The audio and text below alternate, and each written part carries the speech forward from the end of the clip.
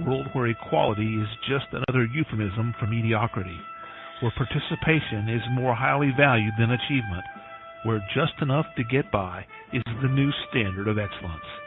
There is a small minority of people who fight back against such apathy, who struggle daily to reach new heights. These brave few are the hope for the future, the bright shining light for the next generation. They are the ones who will lead us to the places we have never dreamed of, to the undiscovered country, to reach goals only a few can even begin to imagine. Unfortunately, none of those people could be here tonight, so kick back and relax. Prepare yourself for several hours of fun, friendship, fascinating conversation, and fabulous music. All those F's, that's an alliteration and kind of a radio trick. Speaking of radio, you're listening to the most popular radio station in the history of broadcast radio, at least among stations that originate from Chris's living room.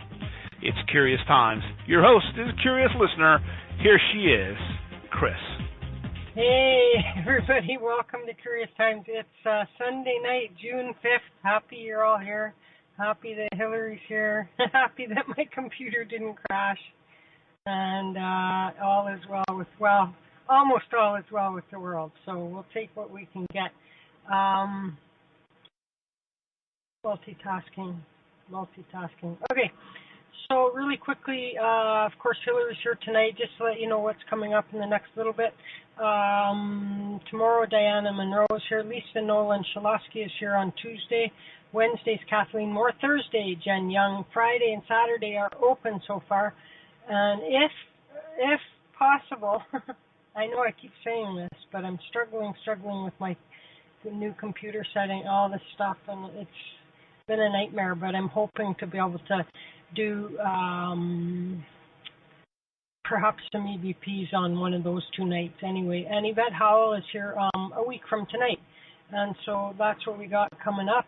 Hillary Black is here tonight. She, of course, is a regular guest here. And I'm sorry. There we go. And so she's all of this and a little bit more, plus a bag of chips. And so she's an intuitive, a medium, a clairvoyant, a clairsentient, a clairaudient, a claircognizant, an empath. She does psychometry, tarot, pendulum.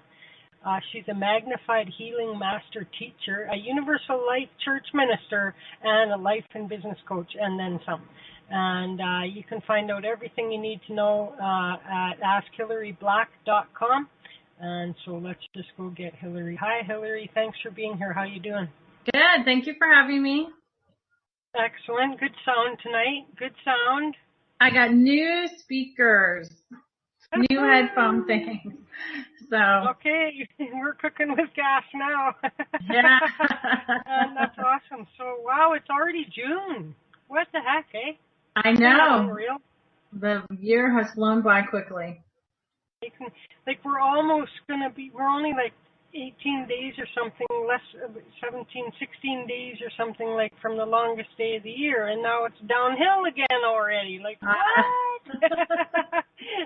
You know, I mean, oh my goodness. I mourn that, like I celebrate and mourn that day because I just, really love maximum daylight hours. And, of course, here the shortening day indicates, winter coming, and it's not my favorite.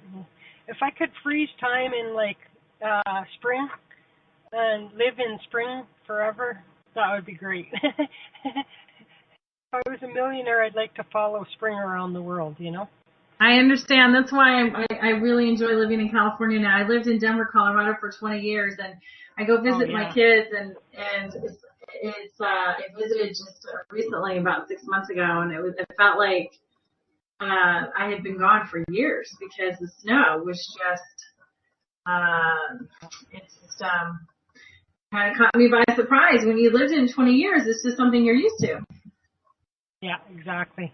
One time when I was a kid, we were in Disneyland at Christmas time, and it was, as a kid especially, right, it was kind of strange to not have snow and all that kind of stuff. But at Disneyland that one day, they trucked in snow. And so here it was so funny because here's my brother and myself out there playing in our t-shirts and jeans, and all these American kids are in like winter coats and mittens and everything like that. And so that was kind of funny, but there is some some nostalgia around having some snow. I mean, I don't mind snow in winter. It's like when it's like minus 35 that it gets on you, and when your car won't start or something like that, right? I remember that. And when I moved to Denver, I didn't understand what they meant. Like, I have to go plug my car in tonight. I'm like, plug into where? What are you talking about? An electric car? And then, I'm like, what?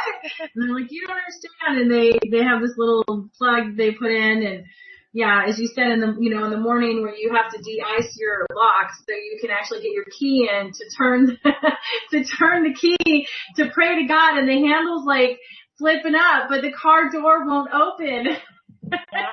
You learn to strategically do your car washes. You know what I mean? You don't do your car washes without checking the weather forecast, and otherwise you might not get into your car, hey? Yeah. And driving on square tires for the first, 5 minutes. Because your tires are frozen like in that little bit of flat, Yeah. And, so that, funny. Anyway, so what's new? What's going on? What's going on with me? Not well. I did a fair in Vista. It was a nice fair in Vista, and I'm going to start doing some more fairs and thinking about places that I'm going to go travel around the country and people that I know. And so if I know people in certain cities, then I'm looking at going to those fairs. And I did that about maybe 15, 20 years ago. And so I'm going to start doing that again and probably travel about the country. I'm trying to do some fairs here in California first, in San Diego and the LA County area, and then I'll branch out. And, I didn't even think about it. You're in Canada. Where do you live in Canada? Oh, I don't know if you want to tell people where you live or what city you're in. It's very secret, given that I'm being stalked, by some psychotic. Exactly. We can talk off of air. We can talk off of air. Yeah, I can understand that. Yeah. For security reasons. Yes, I'm in California. Yeah, I got to get my security details. That's the first thing I'm buying when I win the lottery is a security force. You know what I mean? Yeah, a security system. Midland, Michigan. That's mighty cold, Michigan. I live in Alberta. I mean, it's really not that big of a secret. But yeah, I live in Alberta. So that's, that's like the second province over from the West Coast, Oh, so it's not too far away, because then I never thought about going to Canada for fairs, but I can do that too if I find any. As long as they speak English, not French to me, I'm okay. Yeah. If you went to go to where Dolores is, she's up there in Montreal, and but mind you, Montreal is like the more English speaking. They're pretty good. I was in Montreal and for work. Oh, you're in Toronto? How come I thought you were? Well, I stand corrected. Darlene, she said. I know Darlene is. I just don't know why I thought that. Okay. Oh, some reason in LA County, and I know Christy said that she's in Michigan, so I'll have to write that down and look and see if there's anything around Michigan. And there's lots of stuff I think around Michigan. There's some pretty There's a couple of more high-profile types over there kicking around in, I don't know, high-profile, low-profile, whatever, Christy Robinette is from Michigan, and she does, I think she does quite a lot of good business over there, and she does, like, some ghost tour stuff, and she's written some books about, the haunted places and all this kind of stuff, so I suspect it's not a bad place for that. And I have a few friends from there, and they're really into the metaphysical stuff. So I would expect that it's better than the Bible Belt. You know what I mean? I lived in the Bible Belt. I lived in Florida. I don't know if people would consider Florida the Bible Belt, but I do. Talk about an oxymoron, though, because like Florida to me seems like that there's a lot more sin going on there than even in Vegas. You know what I mean? And it's a pretty like if you look at the history of it, like it's pretty violent, and a lot of the, well, I guess there was a lot of the drugs and stuff coming in over there. I don't know if it was coming in from Cuba or where it was all coming, but they had that huge, major drug. They were really a major drug, place, Florida there for probably like the highway, so to speak. The entry point. Right. See that Exactly. if Dragon, who lives in Texas, is underwater yet. I talked to a few people from there that that were not from there but moved there, and et cetera. And like there's a lot of heavy energy, they say, and now it could be a little bit of psychosomatic or whatever. It's in their mind that it's like all this stuff happened over there, and so then they go there expecting that, but a lot of really heavy energy. Lisa Lamendala in particular had struggled quite a bit in Florida. Amy lives there though, and Amy's good. So I guess it all depends on you, because people talk about negative energy and all of this, and I'm all like, not saying I don't feel it, but like it's not. There's people that run from it, if you know what I mean, eh? And yeah. So it's like, I can't go to Walmart. It's too overwhelming, and blah. It's in their head now that it's, because they heard 6 psychics say that, you know what I mean? And now they can't go to Walmart anymore or something like this. And I think that you can adequately shield yourself and go, and it's all in the way that you deal with it, I think, So that's good. So some fairs for you. Maybe we'll have to get you on location, on the road. Yeah. I'll let you know when I go up there. And I obviously am not keeping up with the news because I did not realize that actually Texas has had some flooding. So I was just reading here what they said in the chat. And so hopefully they'll be okay. Texas and someplace else. Who else was it here that said yesterday, one of our regulars, that they hadn't floated away yet? Dragon was saying right now that he's not underwater yet. And he said that they had enough water to fall in May to cover the entire state, and in 8 inches of water. Now that's all running down the rivers to us. See, Texas is another one of those places, just like California in a way, where it's either absolutely too dry or there's way too much. Right. Because it starts out already too dry, right, that when these flash rains come, the ground can't absorb it. Like if it rained really hard here, our ground is, is soft enough and whatnot to absorb that a lot quicker than these hard, ground that they have in such arid. Ooh, there's a big word, arid. A very big little word in such arid conditions and dried and cracked earth, and so when they get a heavy rain, like it actually is a bigger problem for them because, so in other words, it could rain as much there as it does here, but they're going to have more flooding problems than we will because our ground will absorb it quicker. Yeah, I agree. Yeah, so it is that, and the easy winter for us is what really led to that big fire up in Fort McMurray, you know what I mean, in my opinion. I mean, obviously whatever the actual cause was, but if it was normal winter, then the ground and the tree, everything would have been a lot wetter, and it would have been harder for fire to catch. And it would have been easier to get out quicker, but with such little snow over the winter, it really made for a very dry spring. I mean, really, we've had just a little bit of rain lately, but other than that, like, we really haven't had a lot of rain, and neither a lot of snow. So we're probably quite a bit down in terms of our annual precipitation. Now on to sports. Anyway, welcome, Lisa Marie. Thank you for coming. How did you find our show? Are you a fan of Hillary's? And sometimes that happens. We get our guests bring their people, their peeps, Well, I have you on my website. I have a big link. I have the big top of Curious Times, and you're on my front page, and I have a big link for you. So. Oh, awesome. Well, thank you.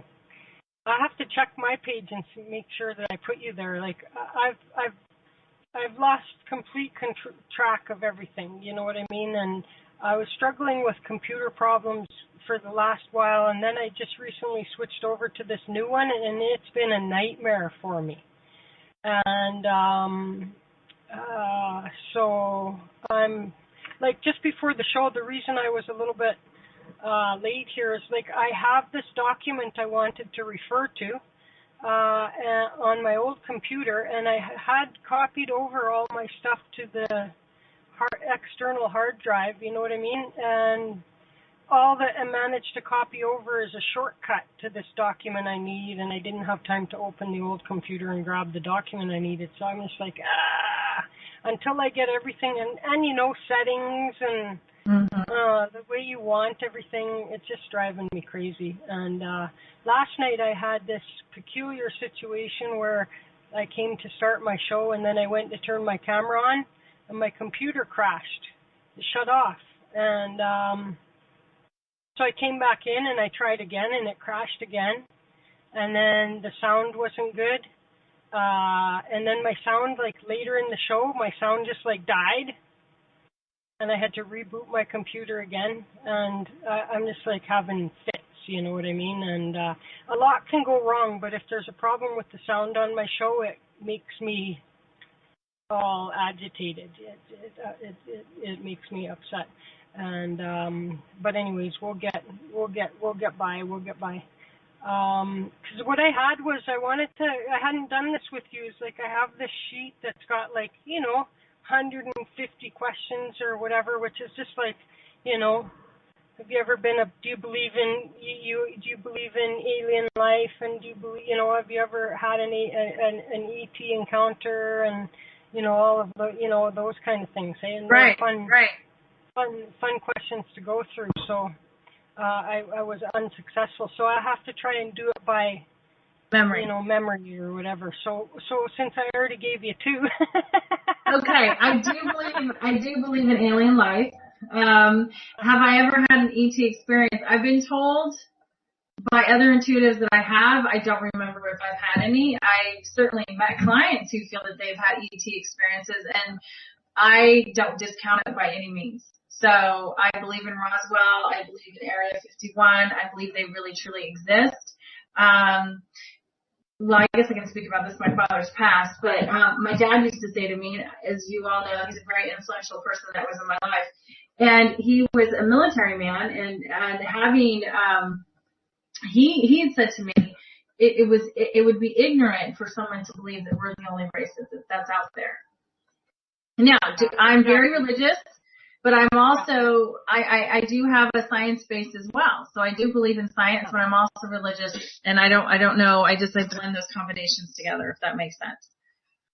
Well, you know, I mean, and I understand that religion thinks dimly of, some religion thinks dimly on, you know, this whole, you know, like necromancy and, you know, consorting with ghosts and communing with spirits and all this, but I hadn't really understood that they had any particular problem with the concept of other life outside of Earth, you know. Although I know way back in the old days, you know, that the people that were the astronomer, who's the astronomer? Oh, you know, that, you know, the guys that started talking about that Earth isn't flat and there's other planets out there. Right. Christopher Columbus is the one who said the Earth wasn't flat, but I know that you said there were some astrologers that were looking at the stars, and I don't remember if it was Galileo or who it was. Yeah, and rather persecuted and whatnot, and really experiencing tough times with that. You know, there's still a flat Earth society, and they swear. They will argue till next week without sleeping, you know, that the earth is flat and we've all been lied to, and and I'm just like, oh my God. Oh my God. Well, it's just amazing, you know, it's the programming. It's the programming. I'm reading, you know, what people are saying here about the fundamentalism gets iffy with the science. And, you know, I was raised Catholic, and then obviously I'm very spiritual, and my dad was Christian Scientist. And my parents made it work somehow, you know, that they have two different religions. But one of the things is that we're all brought up, and that's what they talk about in the 4 agreements in the book, that we have programming from our government, we have programming from, you know, society, we have programming from our parents, we have programming from school, and it's like, what is our true belief system? And here are these people that you're talking about that believe that the earth is flat, which was proven years ago that it isn't. I mean, quite a few years ago, and for whatever reasons, they're still holding on that negative programming. I mean, you can call it negative if you want, or you can just call it programming, but they're obviously not thinking outside of the box. Well, anything that is going to flatly,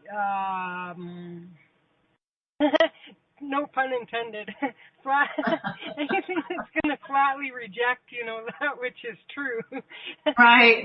You know, is a little bit negative to me. But, you know, I mean, it didn't take any more, like, even if you didn't believe it up until, you know what I mean, 10 years ago, and you didn't believe it, what about when that guy went up to the stratosphere, and then he skydived down? Like, you could clearly see around Earth that he was coming towards, you know? Right. And so at that point, you know what I mean? Like, it's really hard to deny at that point then, you know? And, yeah, I know, right? So that's the thing we run into is, you know, oh, everything's done. Well, let's shoot you up to I'd like to take one of those people, right? Like right. The leader of the whole flat Earth movement, and take them up to freaking stratosphere and then let them talk to us about it, you know? And I'd love to interview them live as they go, holy shit, we were wrong all this time. You know what I mean? Like, right. Like that, they would, of course, never agree to do that. But you mentioned that, you know, people with their negative, you know, with their programming. You know, and all I ask, and I've mentioned this as it related to politics and other beliefs and things that people do just because that's what their parents did, or they don't even know why they're voting this way or that way. It's right, that's right. What their parents vote. And I just want, you know, people to take on that little bit of responsibility to, I'm not saying you have to just because your parents told you something, reject it, but right. Leave yourself open, and when you hear something that conflicts with it, like, go and look at it if you can, you know, and leave yourself open to other ideas. And I just prefer it when people can come to their own conclusions on things. By the time that we're old and everything like this, like, we have the ability to think critically and to look at stuff and form our own conclusions. And I think that we still live in this day and age of such information and access to information. Like, I'm still thinking that there's too many people that really are, they really aren't. I don't know if they're afraid of it or what it is, but just think it's like I say to people, just because you're the psychic or the spiritual leader that you know honor so much says A or B, doesn't mean that you have to adopt that. Go and find out for yourself. You know. Well, that's very true, because here's the thing: I was taught by a Wiccan, and you know, people would think, "Oh my God, I grew up in the Catholic Church, and here I was taught tarot by a Wiccan teacher," and it's just pagan, but you know, we have white light, we have dark light. She was definitely of the white light, but you know, I was still open to somebody who was a different religion than I was, or a different belief system that I had. You know, the Catholics believe in one deity, and we do have Mother Mary, and we certainly have the saints and all that kind of stuff.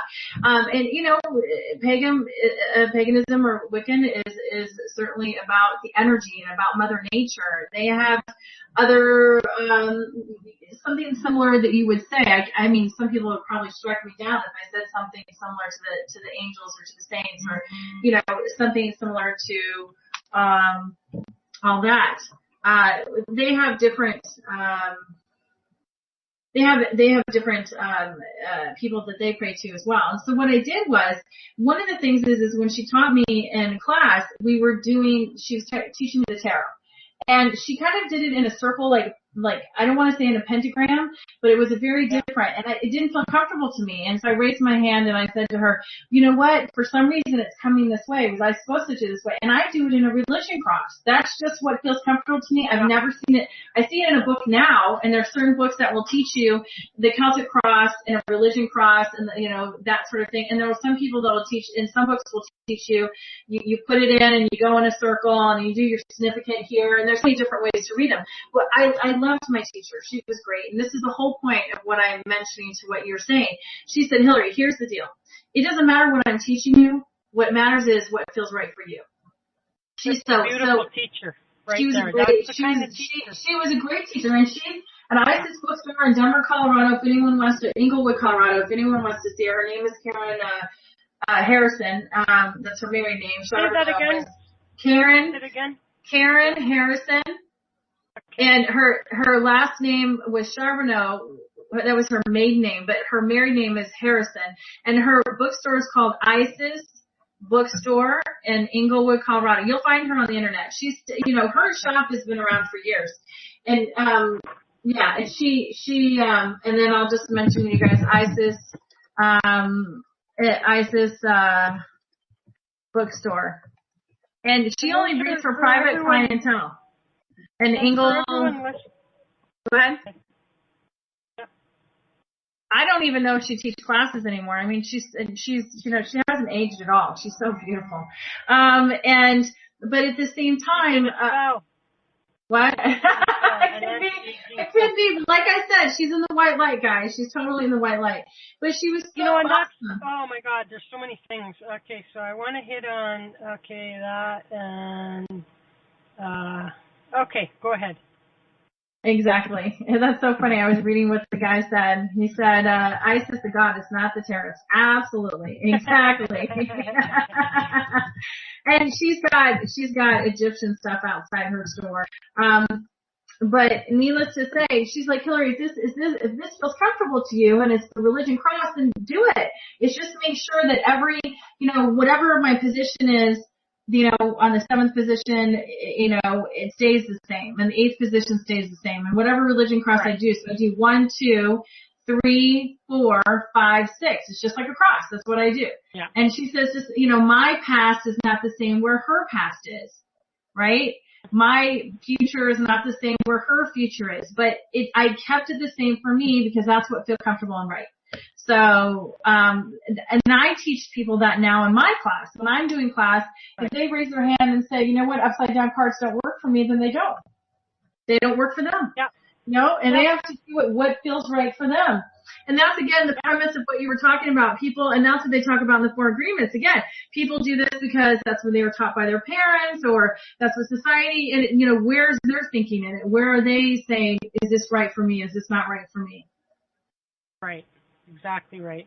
I wanted to just say, to anyone listening, and I say this from time to time, if you're seeking any kind of a tutor or a teacher, whatever you want to call it, make sure that you avoid anybody that, that when it's all about them and their way and everything, it's not a good teacher to follow. And you want to have teachers that will not only allow but even encourage you to follow your own intuition, your own way, and that it's not being so rigidly taught that when you hear the words, it's this way and this is the only way, that you should run for your life and get your refund, The other thing is one of the other great stereotypes, that exist is this whole Wicca and that's evil and everything like this, and I would have to say that the majority of Wiccans out there are good witches, and it's not about the dark, dirty stuff that goes on. So again, it's about look into it before you're going to judge it. And it doesn't surprise me that she would do her layouts in a circle, because of course Wicca is earth-based religion, and like the indigenous, everything's in circle.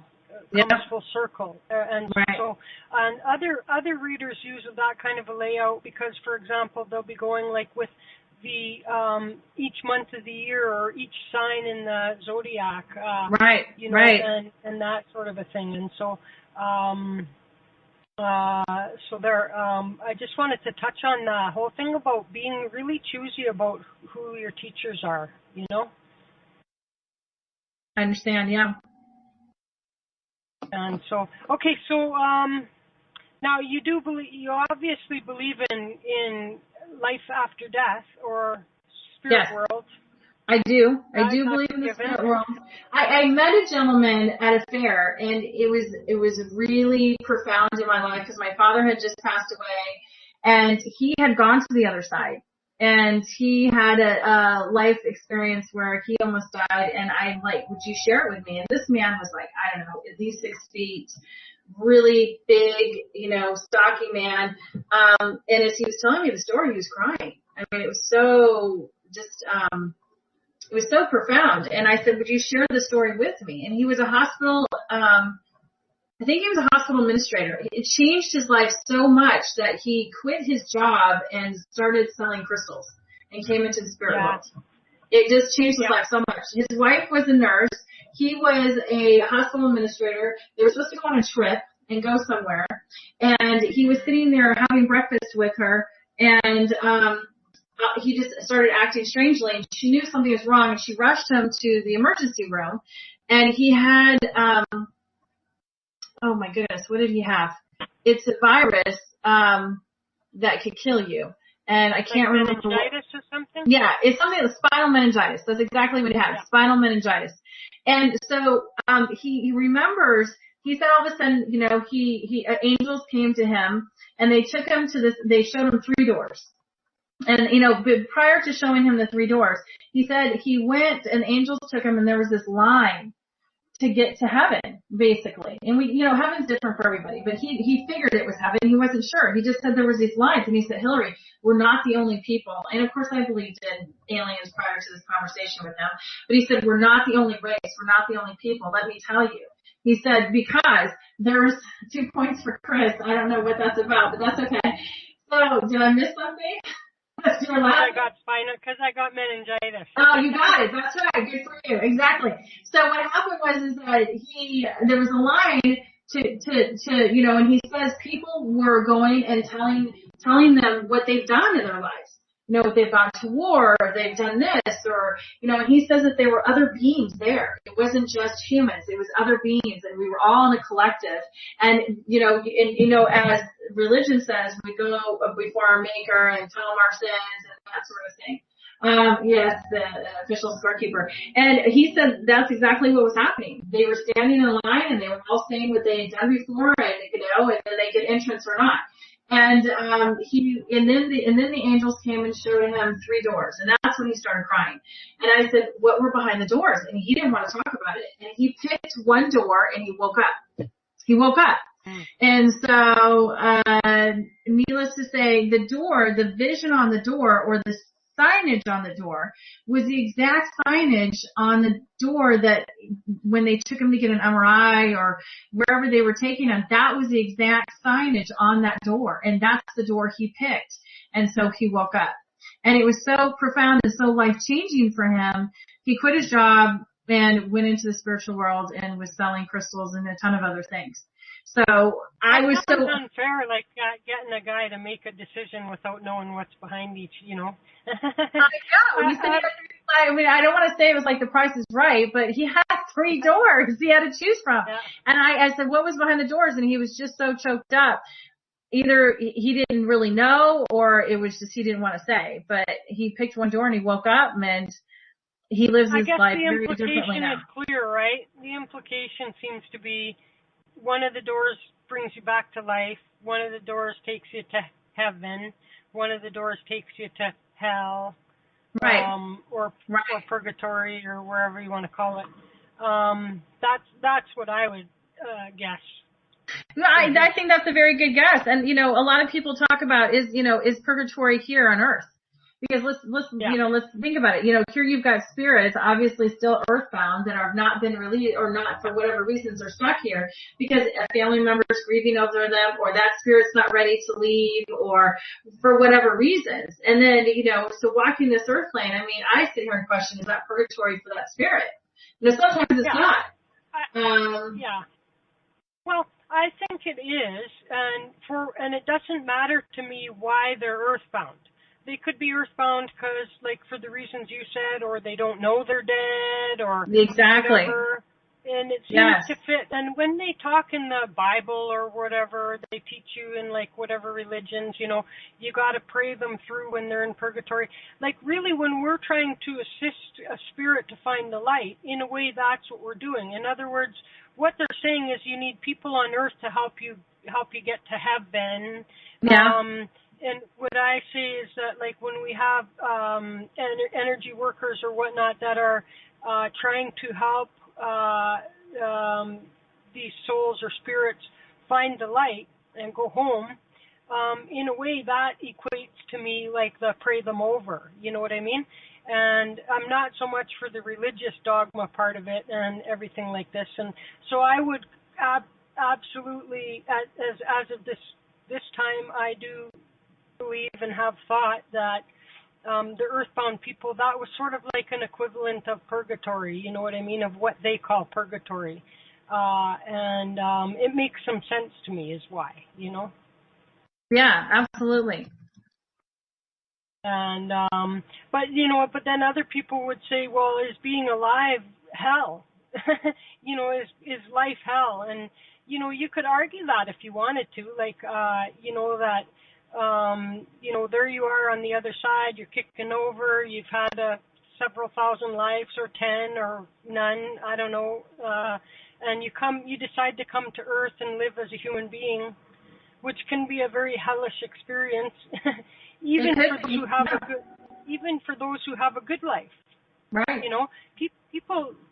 People that have a good life never have any pain or never have had any pain, and that's just simply not the case. I don't think you can come to human form and get out of this life without it, and it's at whatever level and however you handle it, that's going to determine how painful or how hellish that was for you. But so people would wonder if so there's your 3, right? Heaven, which I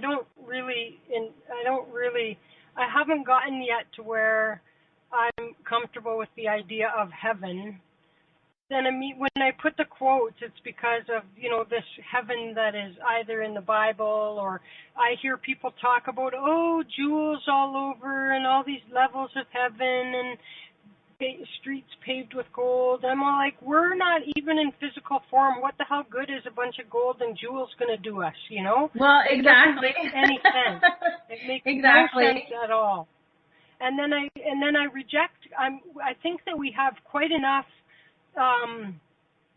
categorizing going on in life here, that this one's better than me and that one's better than them and I'm better than that, and everybody's on some kind of a numbering, pecking order kind of a thing, and I don't want that to be the case in the afterlife. I really still favor the concept that when we return and we go through the light, everybody's equal, like we're whole again, our soul And, of course, I'm at odds with many people on that, and it doesn't, I often say we're all going to get kicking over there on the other side and say, shit, we were all wrong, you know what I mean? And as we all get together, yes. But I just can't handle, we have enough labeling going on. I don't like it when people just start talking, oh, you're from the 7th level of heaven, and oh, your soul is not quite advanced, and so you're only at the 3rd you came from the 3rd level of heaven. And I was like, really, you guys? Come on. I can't handle that. Doesn't mean it's not true, but I can't handle it. Well, I understand. Now, have you seen the movie Where Dreams May Come From, or Where Dreams May Come? That's a little boy? With Robin, no. Well, no, I actually wanted to see that movie. That's they say the little boy actually did go to the other side. And he came back. Yes, that's exactly it. Dragon said What Dreams May Come with Robin Williams. That's the one. That's exactly the one. And with Cuba Gooding Jr., and I don't remember the whole plot. I just know that I don't remember if Robin had passed away, his character had passed away with his children, or the wife had passed away with the children. Book is way better. I can't remember exactly what the premises was, but when you see the movie, in Robin's world, when he's on the other side, in the afterlife, it's all about how it's like a Monet painting. And it's like the afterlife is painting, but it's all beautiful and serene. And then with his wife, I think the story, if I can remember the story correctly, his character and his sons died.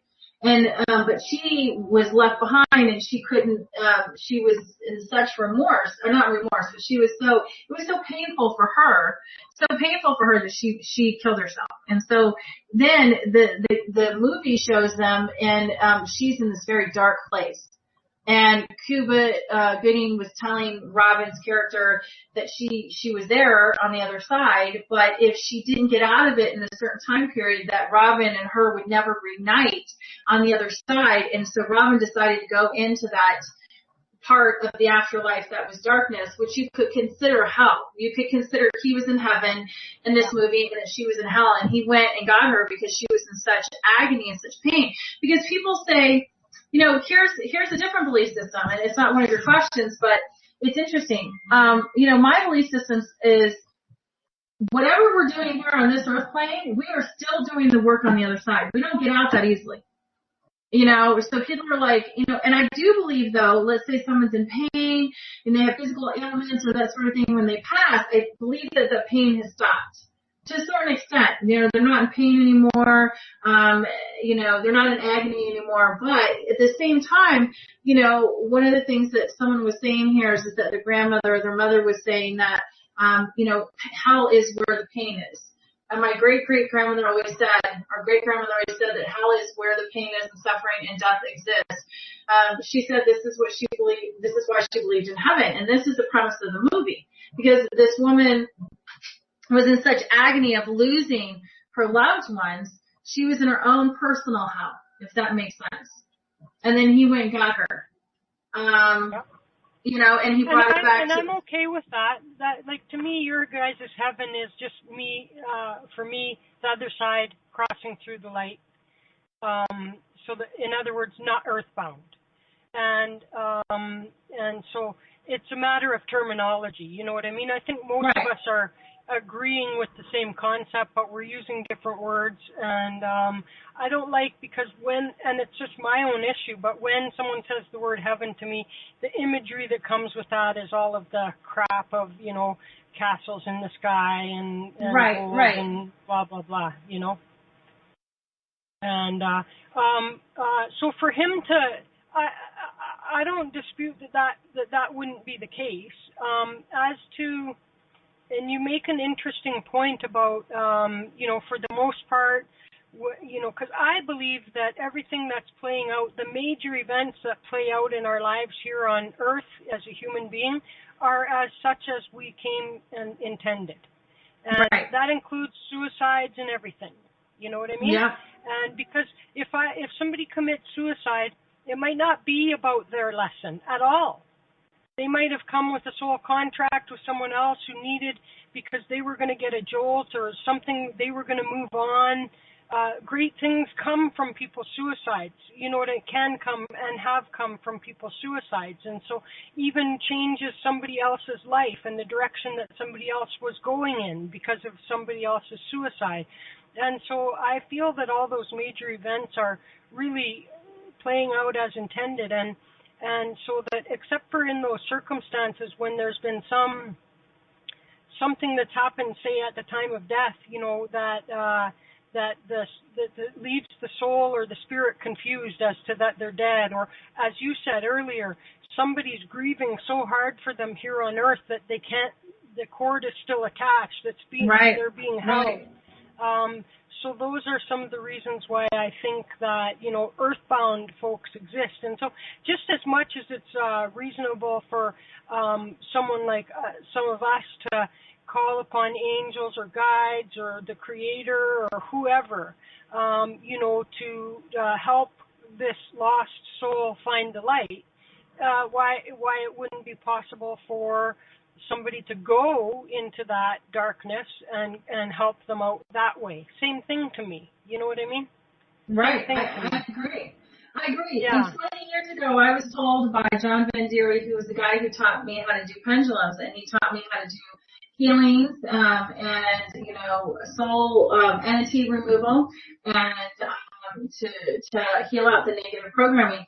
One of the things he told me was to move spirits to the other side, but I didn't want to do it because I don't know. I mean, I don't know if anyone here has seen the movie Conjuring, but holy cow, that is one of the scariest movies I've ever seen. I'm a psychic.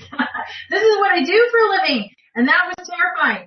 And so, but at the same time, my children were watching it. You know, that my kids are adults, and they were watching it obviously as a young adult, and their friends were laughing about it. And my kids were saying, "Guys, this isn't funny." And they're like, "Oh, that stuff's not real." And they're like, "You don't understand. My mother's a psychic. This stuff is real. This isn't a joke." And, you know, it says in the movie Conjuring, this is real. These events really did happen. What was the movie? Conjuring. Oh, Conjuring. The Conjuring. Yeah. Sorry. It's about an event that happened in the 70s, and it was a gentleman. I don't remember if he was a deacon. What? Corrine knows the woman. I think Corrine, don't you know the woman or whatever? One of the husband, was it the husband and wife team that went into? It was. Yeah. It was the husband and wife team. Corrine knows them personally, the Warrens. Yeah. Wow, they're incredible people. Yeah. Incredible people. And I was told that 20 years ago that I was supposed to move spirits to the other side. Now, I don't see them with my mind's eye like she did. I don't see them with my eyes like she did, because I've asked not to see them with my eyes. I really don't want to see them. I believe when I was younger, I remember seeing them, and I just don't want to see them. And I used to hear them auditory, like they could be standing right next to me, and there's nobody here, and I could hear a voice. All that kind of stuff. I don't want to hear their voice either. So I've asked to hear them in my mind's eye. I don't want to see you. I don't want to see them. I don't want to hear them. I just no, thank you. I just know you're here, and that's fine. So I guess some people would rather see them and hear them. You know, they'd rather see them, you know, in a physical form, even though they're a spirit, and they'd rather have them talk to you in a physical form. And for some reason, I'm not quite there yet. But I do move spirits to the other side, and that's what I was told that part of the reason why I was supposed to do with my gift. Now I'm coming to a place that I'm okay with that.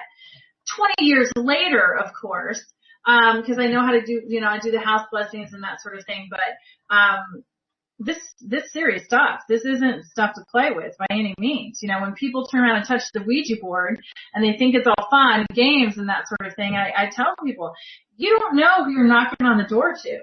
You know, I tell people, just because someone's a spirit, and I tell people in my readings too, don't think that somebody who had dark energy when they were here on this earth plane in a physical form is automatically glorified and purified, and they're just a wonderful, lovely human being or a lovely spirit when they go to the other side.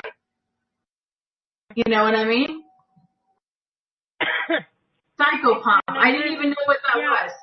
So anyhow, thank you. So now we can add psychopomp to your list. Oh, yeah. But what I'm saying is just because somebody had dark energy when they were here, because I believe that we all have good, good and evil within us. We all have, it's just which one we choose, and so here's the thing that, if somebody has dark energy while they're here and they're just always in a dark space and they've done some heinous things, they, aren't all of a sudden glorified when they go to the other side. And I know that some people think, we're automatically absolved from our sins from God. And certainly we can all, talk about our belief systems, but I still believe on a spiritual level, that person still has work to do on the other side. So when we meet these ghosts, and these apparitions and that sort of thing, there are some apparitions and ghosts who are sweet spirits, and there are some apparitions and ghosts that are pretty not so nice, that can cause a lot of havoc and be really mean and cruel. And so which one? They say, and they say, be But then here we get into an area where I hear some psychics that, funny that I say arrogant psychic, because in that arena, we have arrogant psychics that think that they're the real deal, okay? And like all the other psychics, like they're being tricked by jokester spirits and by evil dark spirits that are giving messages to people, and but it takes somebody of this other person's highest vibrating abilities, to be able to distinguish when they're being tricked or not, and who they're dealing with. And it drives me crazy. Now, I know that you should be on guard and you should come up with your own way of doing a gut check. I guess it shouldn't be any different than us using our intuition when we meet people. Mm-hmm. If something doesn't quite feel right, like take note of that, and so if you're communicating with spirits or something and something isn't feeling exactly right, then question it or tell the spirit to leave, dismiss them. And but I don't like this idea that some of them out there are all, oh well, how do you know that, you're even connecting with their grandfather? You could be connecting with somebody that's, pretending to be the grandfather, and you're not skilled enough to know the difference. And I'm just like, oh my God. Well, you get people, I'm going to go back to what we were talking about prior, but I'll certainly answer that too. People, would come to me and they want to test me. I'm like, listen, test me all you want, but it's your money. You want to waste your money to turn around and test, or do you want to get to business? And, I'm here to help you. And, I'm about helping people in transitions and that sort of thing. But, I mean, you're truly, that's why when I start a reading, I always do a general reading. Unless I've been reading this person for a while, then sometimes we'll go into a general reading because we'll look and see if anything shifted, because reality shifts all the time. But at the same time, then we go straight into questions. But that's why with a brand new person I'm reading, I always do past, present, and future, so they know that I'm connecting. I don't know anything about this person. How am I going to pick this stuff up? You know what I mean? Sometimes I'll mention, I'm sorry. I didn't know you guys were having a hard time understanding me. One time I did a reading for somebody and Captain America showed up, the movie Captain America, and she just looked at me and went, oh my God, I was talking to my grandson about Captain America this morning. How would I know that? And so that's why I bring this information. I ground first. All the clairvoyant stuff comes in. I do a general reading, past, present, and future, so they know I'm connecting. And then I go straight into the questions of she's on the speaker or something, but can't understand. Well, just grab your mic thing again and tap it. How's that? Can you guys hear me? Yeah, you're on your speaker. You're on your speaker, not your mic, but that's okay. Oh, well, how can I be able to hear when I have my headset in? I know, like your computer is using the internal, the webcam mic and not the headset mic. I'm sorry, I could have called you guys in. So, no, I'm sorry. It's okay. All right, so the thing is that, but, so I've had people try to test me, and that's okay. They're welcome to test me. It's just, people who are serious and who want me to really help them, they've been with me quite a few years. And I'm helping them to go through, I'm trying to, help them go through the transitions. But, coming back to what you were saying, and I don't remember the whole point of, on the spirits and that sort of thing of connecting, how do you know this person is really grandpa or the person, I'll bring through certain things that they would only know.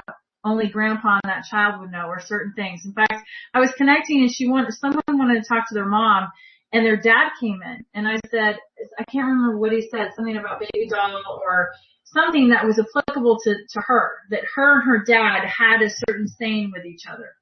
And, even though she wanted to talk to mom, dad came through. I had to bring through what dad wanted, and then mom showed up, so right. Sometimes it happens that way. Yeah, but, absolutely. But what I was saying was that's more authentic in my opinion than the drive. Like the drive-through. Do you want cheese with that? You want your second uncle Fred? Okay, Fred. Oh, here's Fred. Fred's here now. You know what I mean? Like it's more believable to me when there's another spirit. And frequently we see people that they're getting a mediumship reading, and the psychic medium says, okay, I have such and such, and they're all, oh, I don't want to hear from them. And, I've heard it said, and it makes sense to me, that they'll keep trying to come through because they're desperate to get a message to you. And if you would just acknowledge the message and accept the message, then maybe the next time you get a mediumship reading, the person that you want to come through will come through, because this grandfather or father or whoever it is that keeps pushing their way to the front will be okay now. They've got their message through to you. And as long as you keep rejecting it and saying, nope, I don't want to hear from them, they're going to keep trying to come through. So it's a lot more authentic to me when, it's whoever needs to come through comes through. And frequently, based upon my experience, I don't know, probably I couldn't tell you how many thousands of readings I've sat through, and as a host of a radio show. And what was I going to say?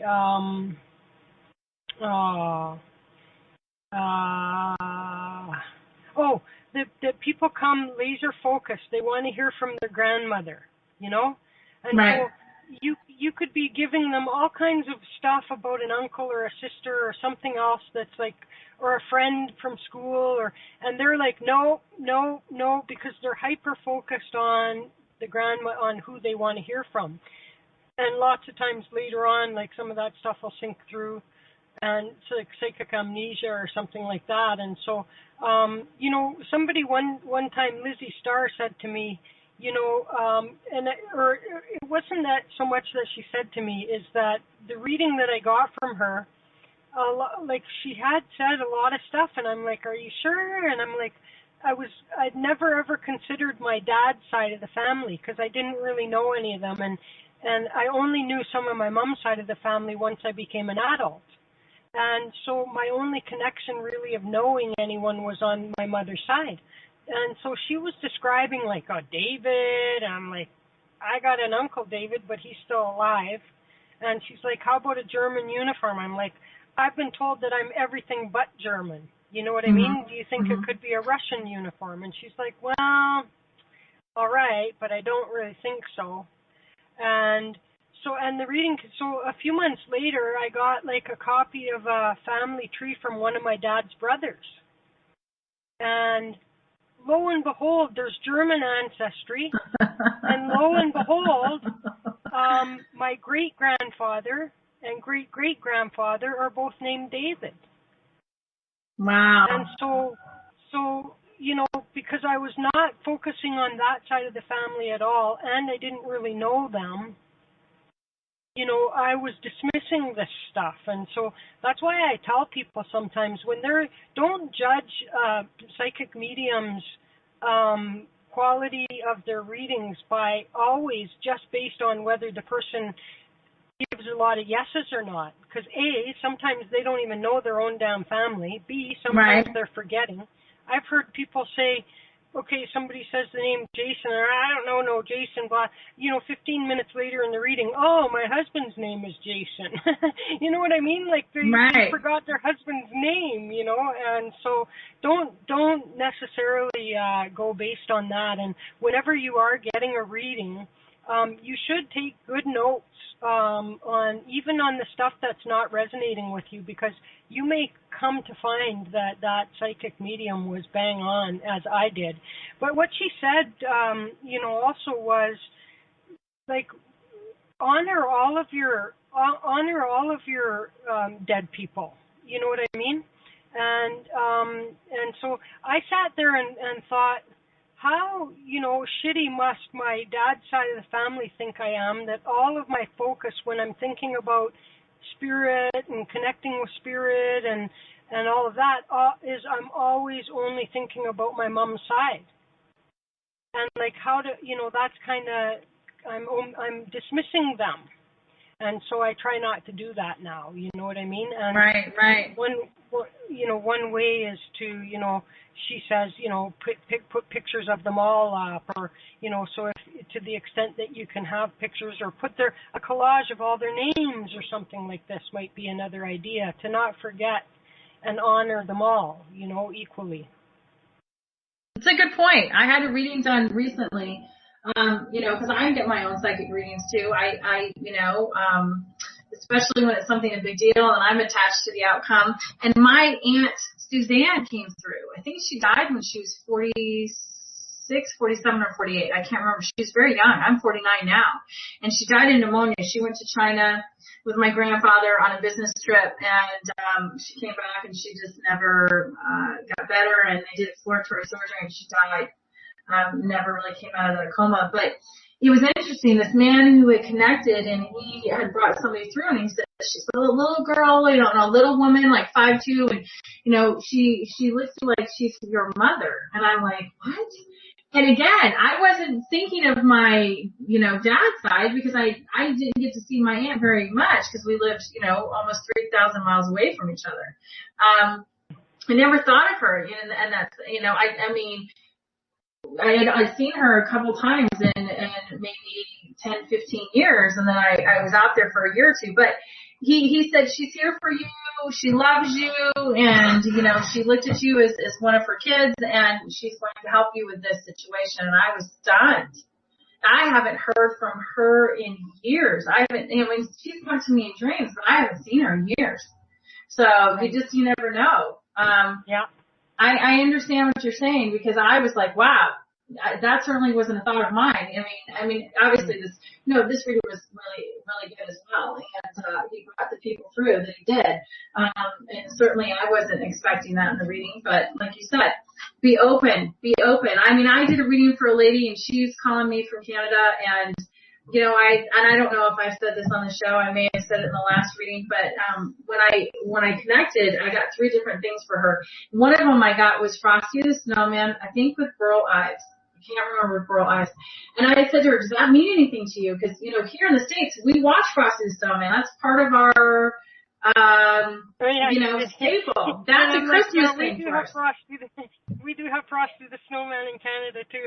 She said that. She said that as I was bringing it through. I'm like, do you guys watch Frosty the Snowman? And she goes, yeah, we do. And I'm like, I have no idea why this is coming through, but I see Frosty the Snowman. And so, I looked at the other things, and we saw how it applied, and, the message that came through, but I could just not correlate Frosty the Snowman. I just couldn't do it. And that was okay. And we did the reading, and she sent me an email, and she said, thank you so much, Lily. The reading was great, blah, blah, blah, all the things she had to say. By the way, my dad's favorite holiday is Christmas. And there was the relation to Frosty the Snowman, and we just didn't know what it was. Yeah, I'm thinking Frosty the Snowman was born in Canada. You know what I mean? And we just took it for you guys in the States. And like the Americans stole them from us. But anyhow. Yeah. So we are. I don't mind carrying on. I enjoy these just like freewheeling conversations, and just in case there's. So I do see that. So Carol Patton is there. Are you just, if you're just listening, that's cool, Carol. But if you're here for a reading, let me know that right now by pressing 1-1. And I didn't see, that wasn't Carol. So I was looking at Carol. I don't know who did that. Yvette said that she wanted a reading earlier in the chat room. Well, you got to be on the phone, eh? Are you in the queue? I don't know. She says she's on the phone. This must be Yvette as anonymous. Hi. Is that you? Hi. How are you doing? Hi, guys. I'll be right back. Go ahead. Should I finish? Okay, Yvette, what I'm going to do is I'm going to do a grounding real quick when Chris comes back, and Chris, I guess okay, why don't I'll toss on a quick, I'll mute you, Yvette, and I will toss on a quick little song, and then we'll come from there. Okay. And, what should I go with? I love that song, but I won't play it. I always play it. Okay, we'll do this because it's a nice little happy song. Okay, be right back.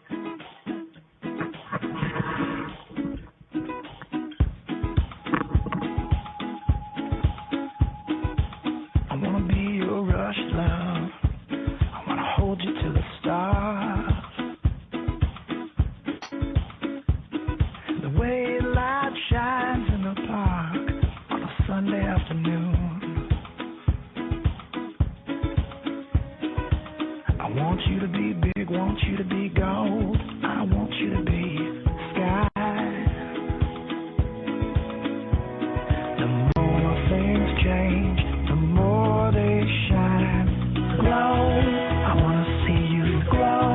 I wanna see your daylight shining all around your heart. I wanna see you glow.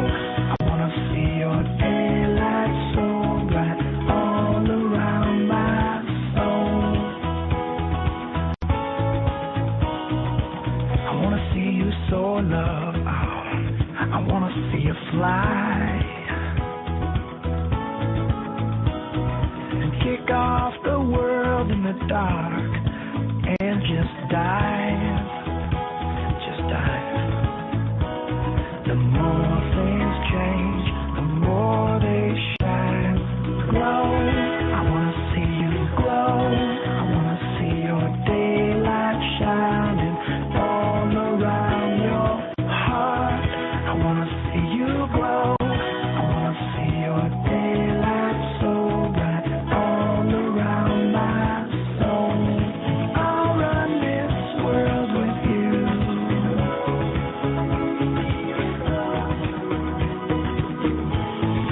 I'll run this world with you.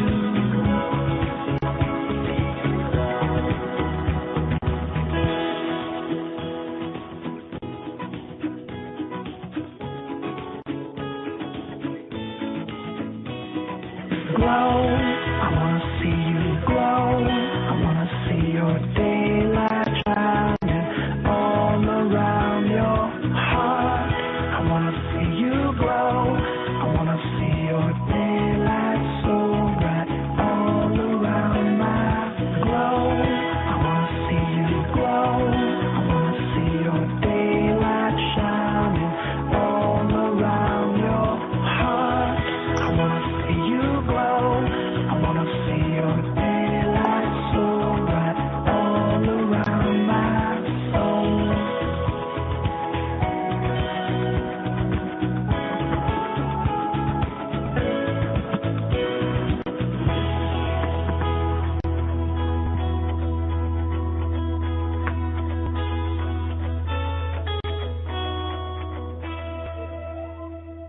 Perfect timing. Okay, so we're back. I whacked my toe and practically broke my effing toe while I went away.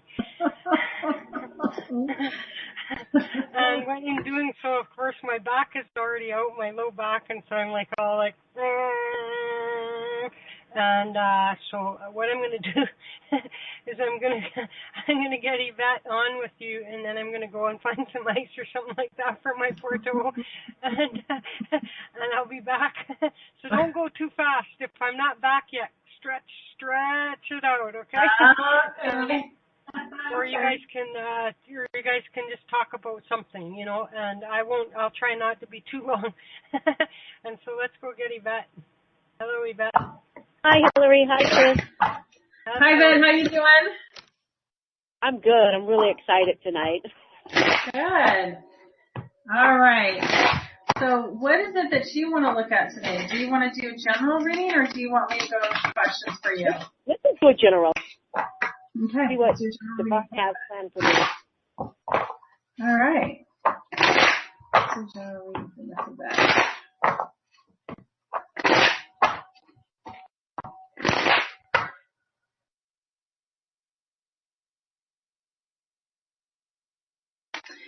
So, Yvette, this is what I've got. The vision that showed to me was the movie The Conjuring. So this tells me that you have the gift. And that's what it's saying to me. You know, when I turn around and see certain movies, they just talk to me in movies. It's Picasso, everything that they show me. And it's okay. It's just the way they do it. And sometimes I'll just get movies, I'll get TVs, I'll get, you know, series or certain situations or events that will just show up. And so they're telling me that you have the gift, whether you've chosen to tap into it, whether you're discovering it now. I hear yes. And I feel like you will come into a place, you're working to a place of empowerment is what they're telling me. So do you agree that you have the gift? Yes. Did you hear me?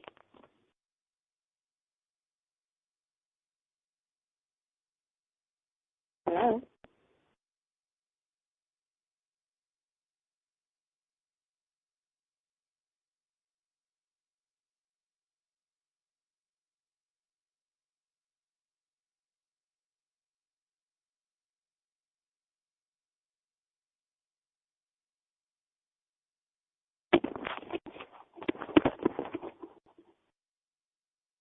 Hello?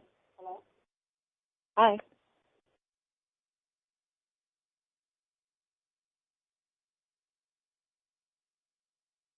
Hello?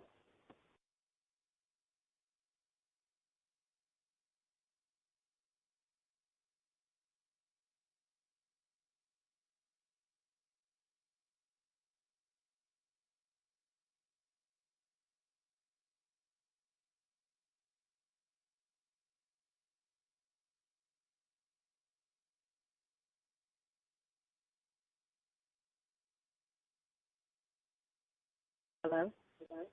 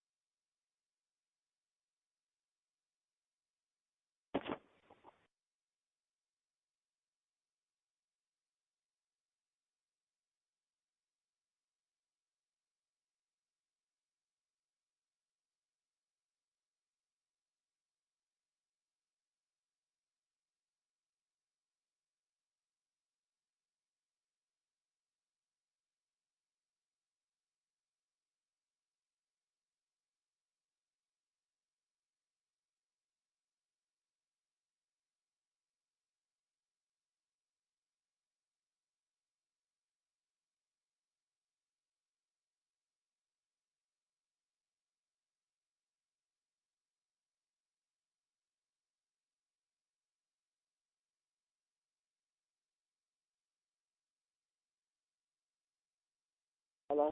Hello?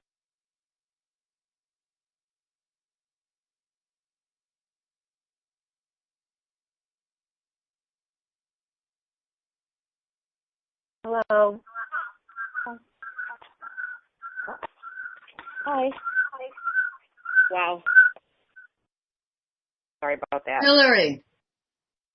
No, this is Christy. Hillary. I just wanted to say hi.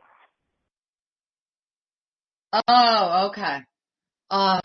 So you're calling for a reading right now, or what? No, I just wanted to see if I could get Hillary to unmute herself. Okay. Okay, here's Chris. All right. All right. Sorry about that. Thank you. I take it you're done. We're not done. Oh. We We're got not muted. done. Oh. We got muted. What do you mean you got muted? Hillary, where's Hillary? Okay, so Hillary. Okay, so Hillary. Yes? You must have got bumped off because your camera's also in a different position from when I last left you. Exactly. So listen, here's your tutorial. You can unmute your damn self on this show. And so are you, if you go to bird's eye view in the bottom right-hand corner of your window, do you see like a little drop-down thing? Yeah. And so you would choose bird's eye view. Yes. And then if you just go to your own name, and wherever you see your little picture of the microphone beside your name in the chat, Yes. then so go and try and mute yourself right now. Just click on your mic. Okay, I did. Okay, it Hello? didn't work. Hi. Yeah, no, we can still hear you. You clicked right on the mic? Yeah, I clicked on the mic. Okay, well, that didn't work. Yeah, no, we can still hear you, so you didn't mute yourself. Further up, near the top, above the name of chatters, there's I think in the brown banner area, there should also be a mute button or a microphone picture there. You see that? Yes. Up. Yeah, I'm actually talking to, because the rules are different for somebody phoned in. So, do you see that, Hillary? Okay. Oh, you muted yourself. So now unmute yourself. Click on that mic again. Yes. All right, it works. So there you go. So if that ever happens to you again, you can unmute and mute yourself. I got it. Okay. Okay. Anybody that's so there you go. Now, I'm so sorry that happened, and doesn't that figure? It was not your fault. I think it was mine. I don't think it was your fault at all. I know, but it would happen the minute just because I went away. You know, if I wouldn't have went away, nothing would have happened. You know, it's all because I banged my toe. It's all because I banged my toe. So, Yvette, hi, how are you? Wow, I'm excited. Okay, good. Thank you so much for being patient. So, as I was grounding and I started the reading for you, the movie came to me, Conjuring. Now, normally, that tells me, normally I'll get different movies or different television things or, different shows or different scenarios. When I saw The Conjuring, what it tells me is that you have this spiritual gift, whether you're choosing to use it, and they're telling me that you're starting to really come into your own gifts. You're coming into your own power, and the magician card is upside down. So I feel like you're a little apprehensive of doing so, but I feel like you're ready to take that next step. And you're ready to go on your venture. And I'm sorry, go ahead. Yeah. You're on exact points. Exactly? Exact points, yes. Right, and your gift is very strong. So I just want you to understand that you have a very, very strong gift, and it's going to start coming in. Now, you may take that gift, whatever you have, and channel it through whatever it is you do on a daily basis. There's people who are doctors, people who are, have all different types of professions, and obviously they channel their gift through their profession. I have many, many people who come and see me that have regular everyday jobs, but certainly have the psychic ability and have the gift. And my belief system is we all have gifts. It's just our gifts are different. How much are we aware of it? How much are we not aware of it? Do we use it? Do we not use it? And I really feel like you're coming to a place of awareness and that you've had it since you were a child is what they're telling me, but they're telling me that you ignored it. I don't feel that it was really fostered in your family in a sense that you were kind of like the odd duck out. You had this, you didn't really tell too many people, and when you were younger, you just didn't think anything of it. You just thought, okay, this is the way it is. Is that true?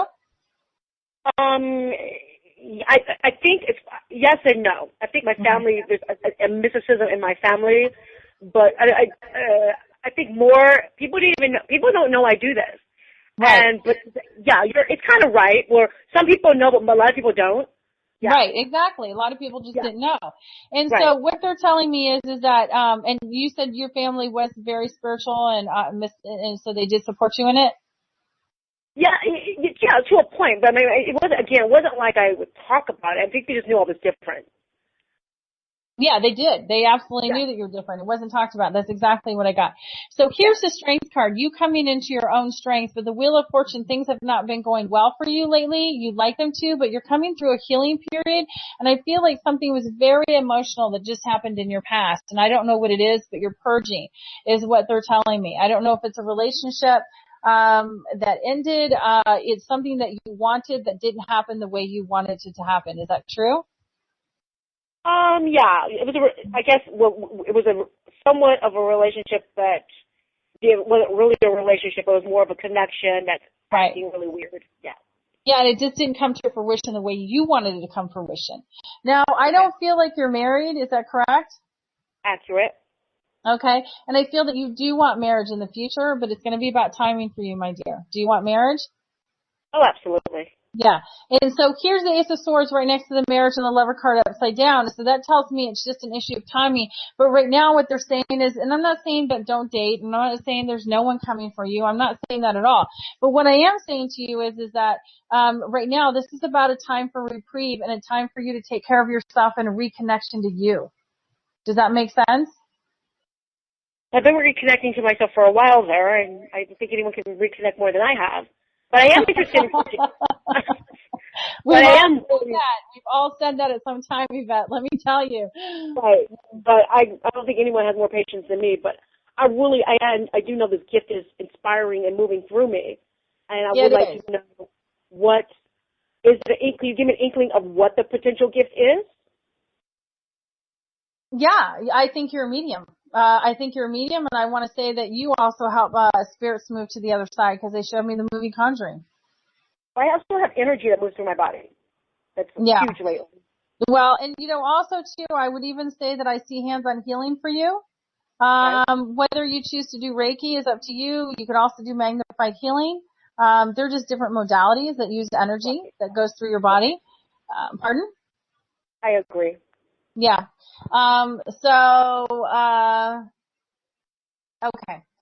So anyhow, so what they're telling me is that right now it's you becoming your own best friend. I know that that's frustrating because you've said you've been working so hard on, connection to self. They're going to tell me a time frame, and I know it's frustrating. Now, mind you, time is subjective in the spirit world, as everybody knows.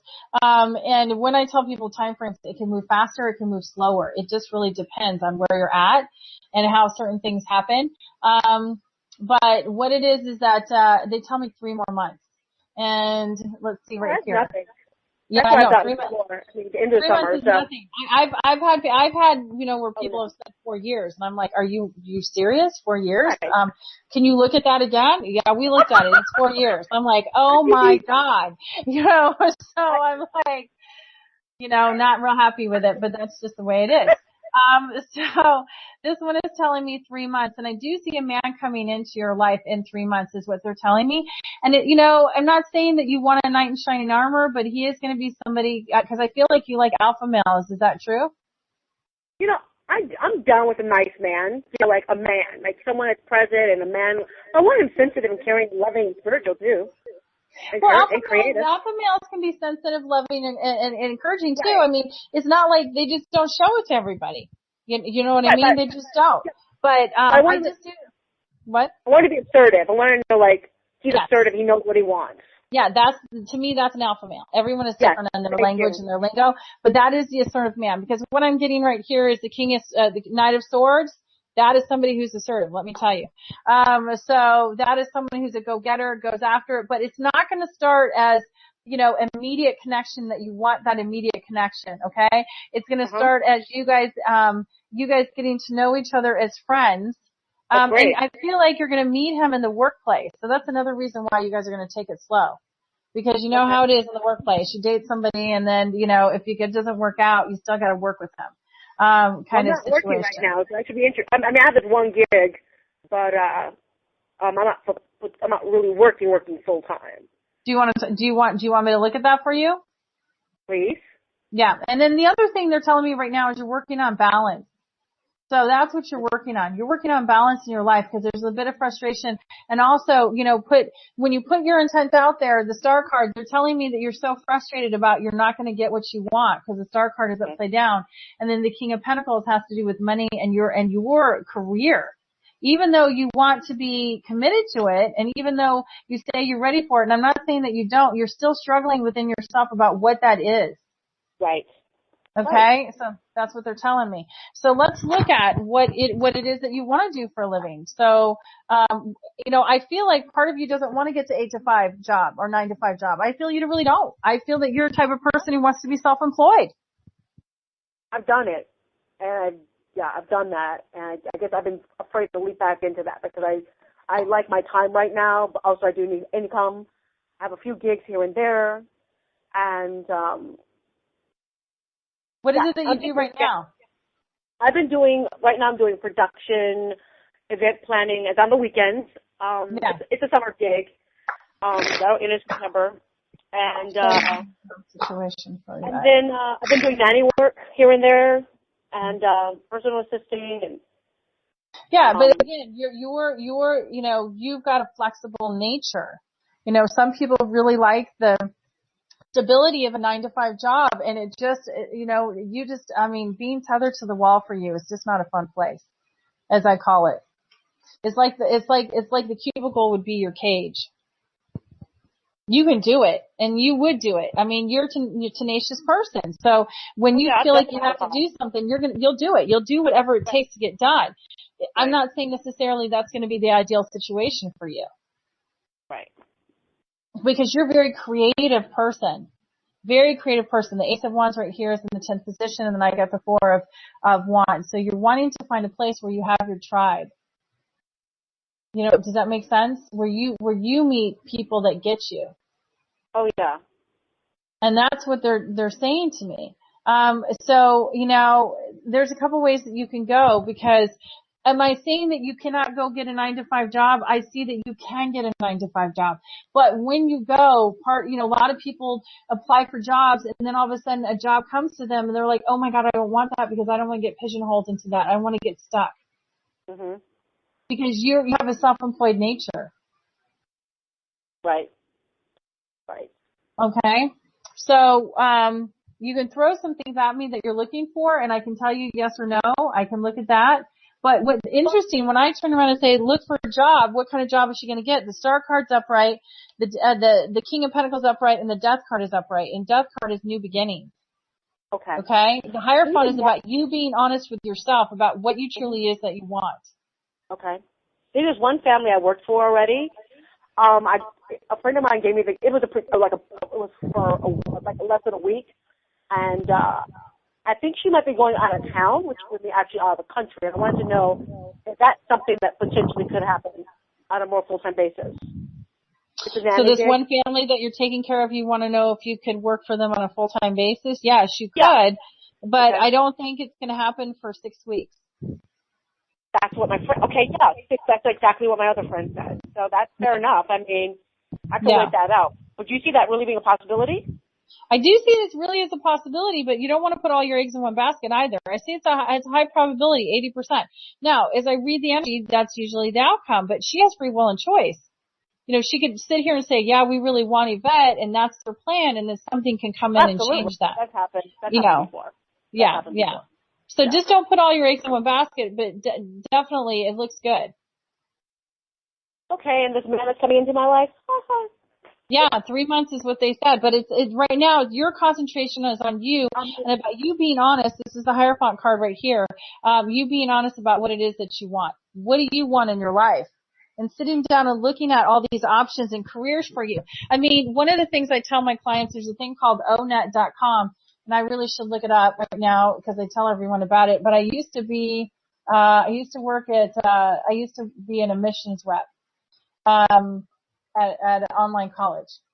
Oh, and it's not onet.com. Lovely. That is so nice. Onet. It's onetonline.org. onetonline.org. Okay? I'm telling everyone wrong. So it's not onet.com. It's onetonline.org. And this is where you can put in your zip code and look at all these job titles and what kind of training do you need, what kind of training do you need for the actual job, how much does it pay on the low side, medium side, and the high side, what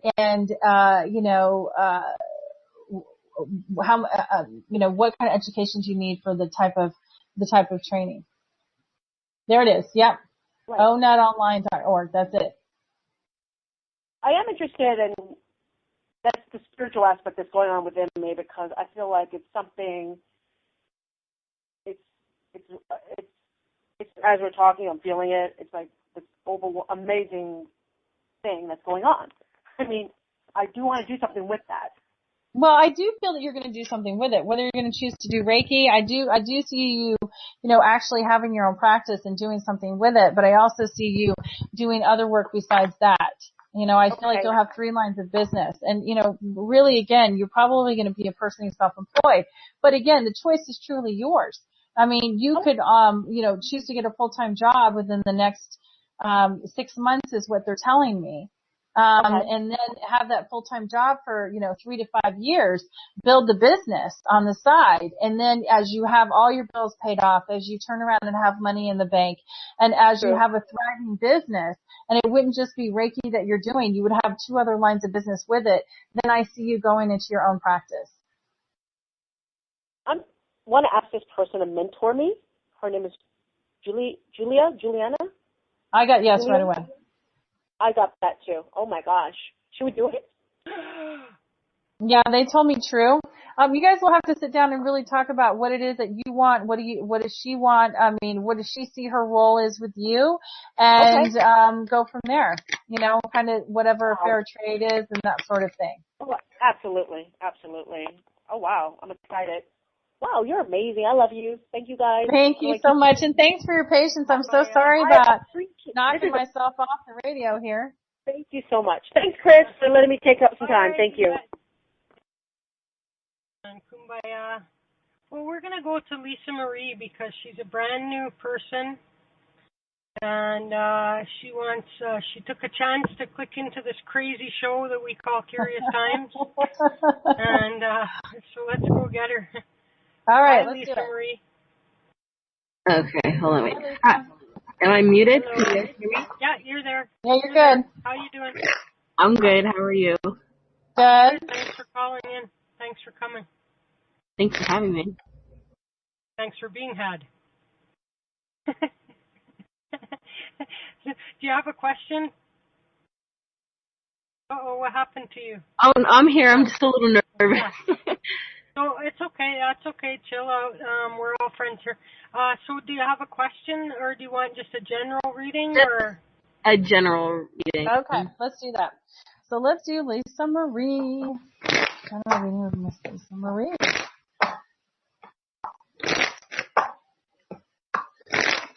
Oh my goodness. Okay. I wonder why they're showing me that. They never know why they're showing me certain things. So Lisa Marie, they showed me Elvis, and they showed me little Lisa Marie when she was a little girl. Here she was, born to celebrity life, but she really was a normal little girl.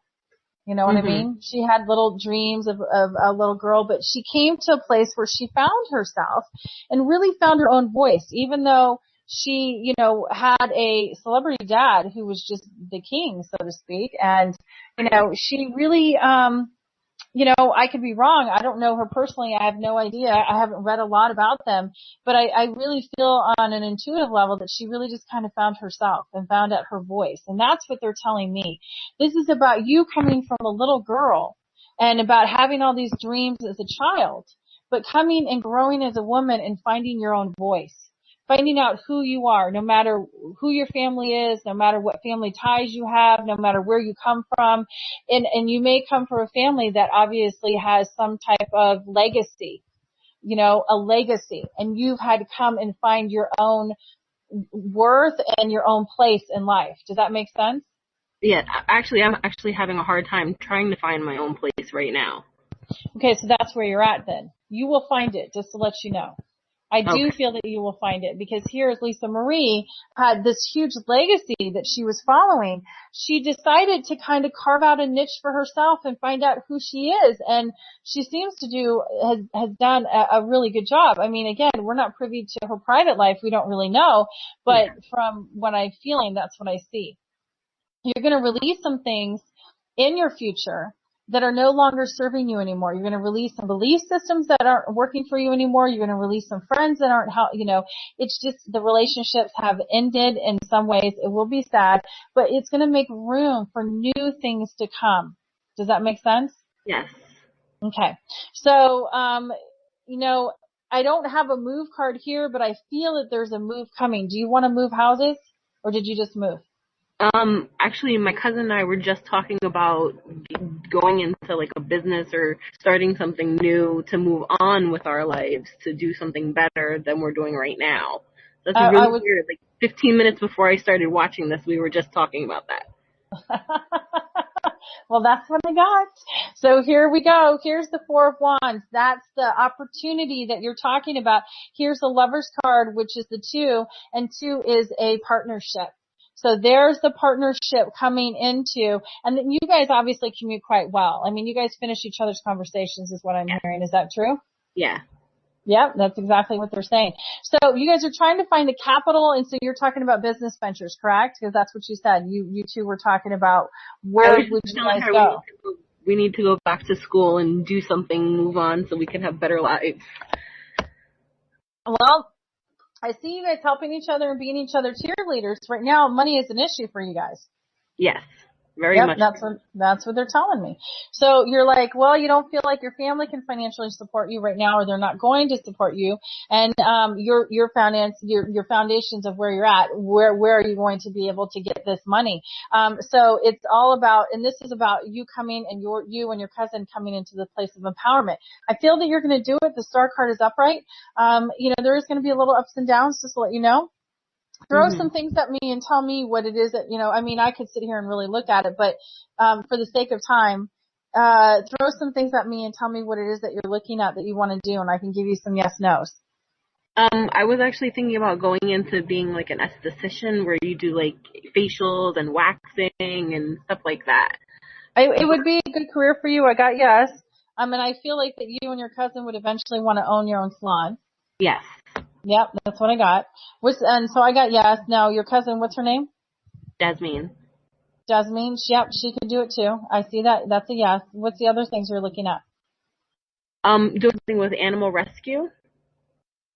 Okay, so you guys are looking at having a, like Los Obos, where they rescue the pit bulls? Yeah. Are you thinking about something like that?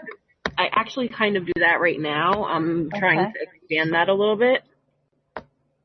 So you foster animals yes. until they have a good home. Yes. Well, actually, I always wind up keeping them. I have a ton of. You could turn that into business, because I'm getting a huge swing on that one, and that tells me that your heart lies there.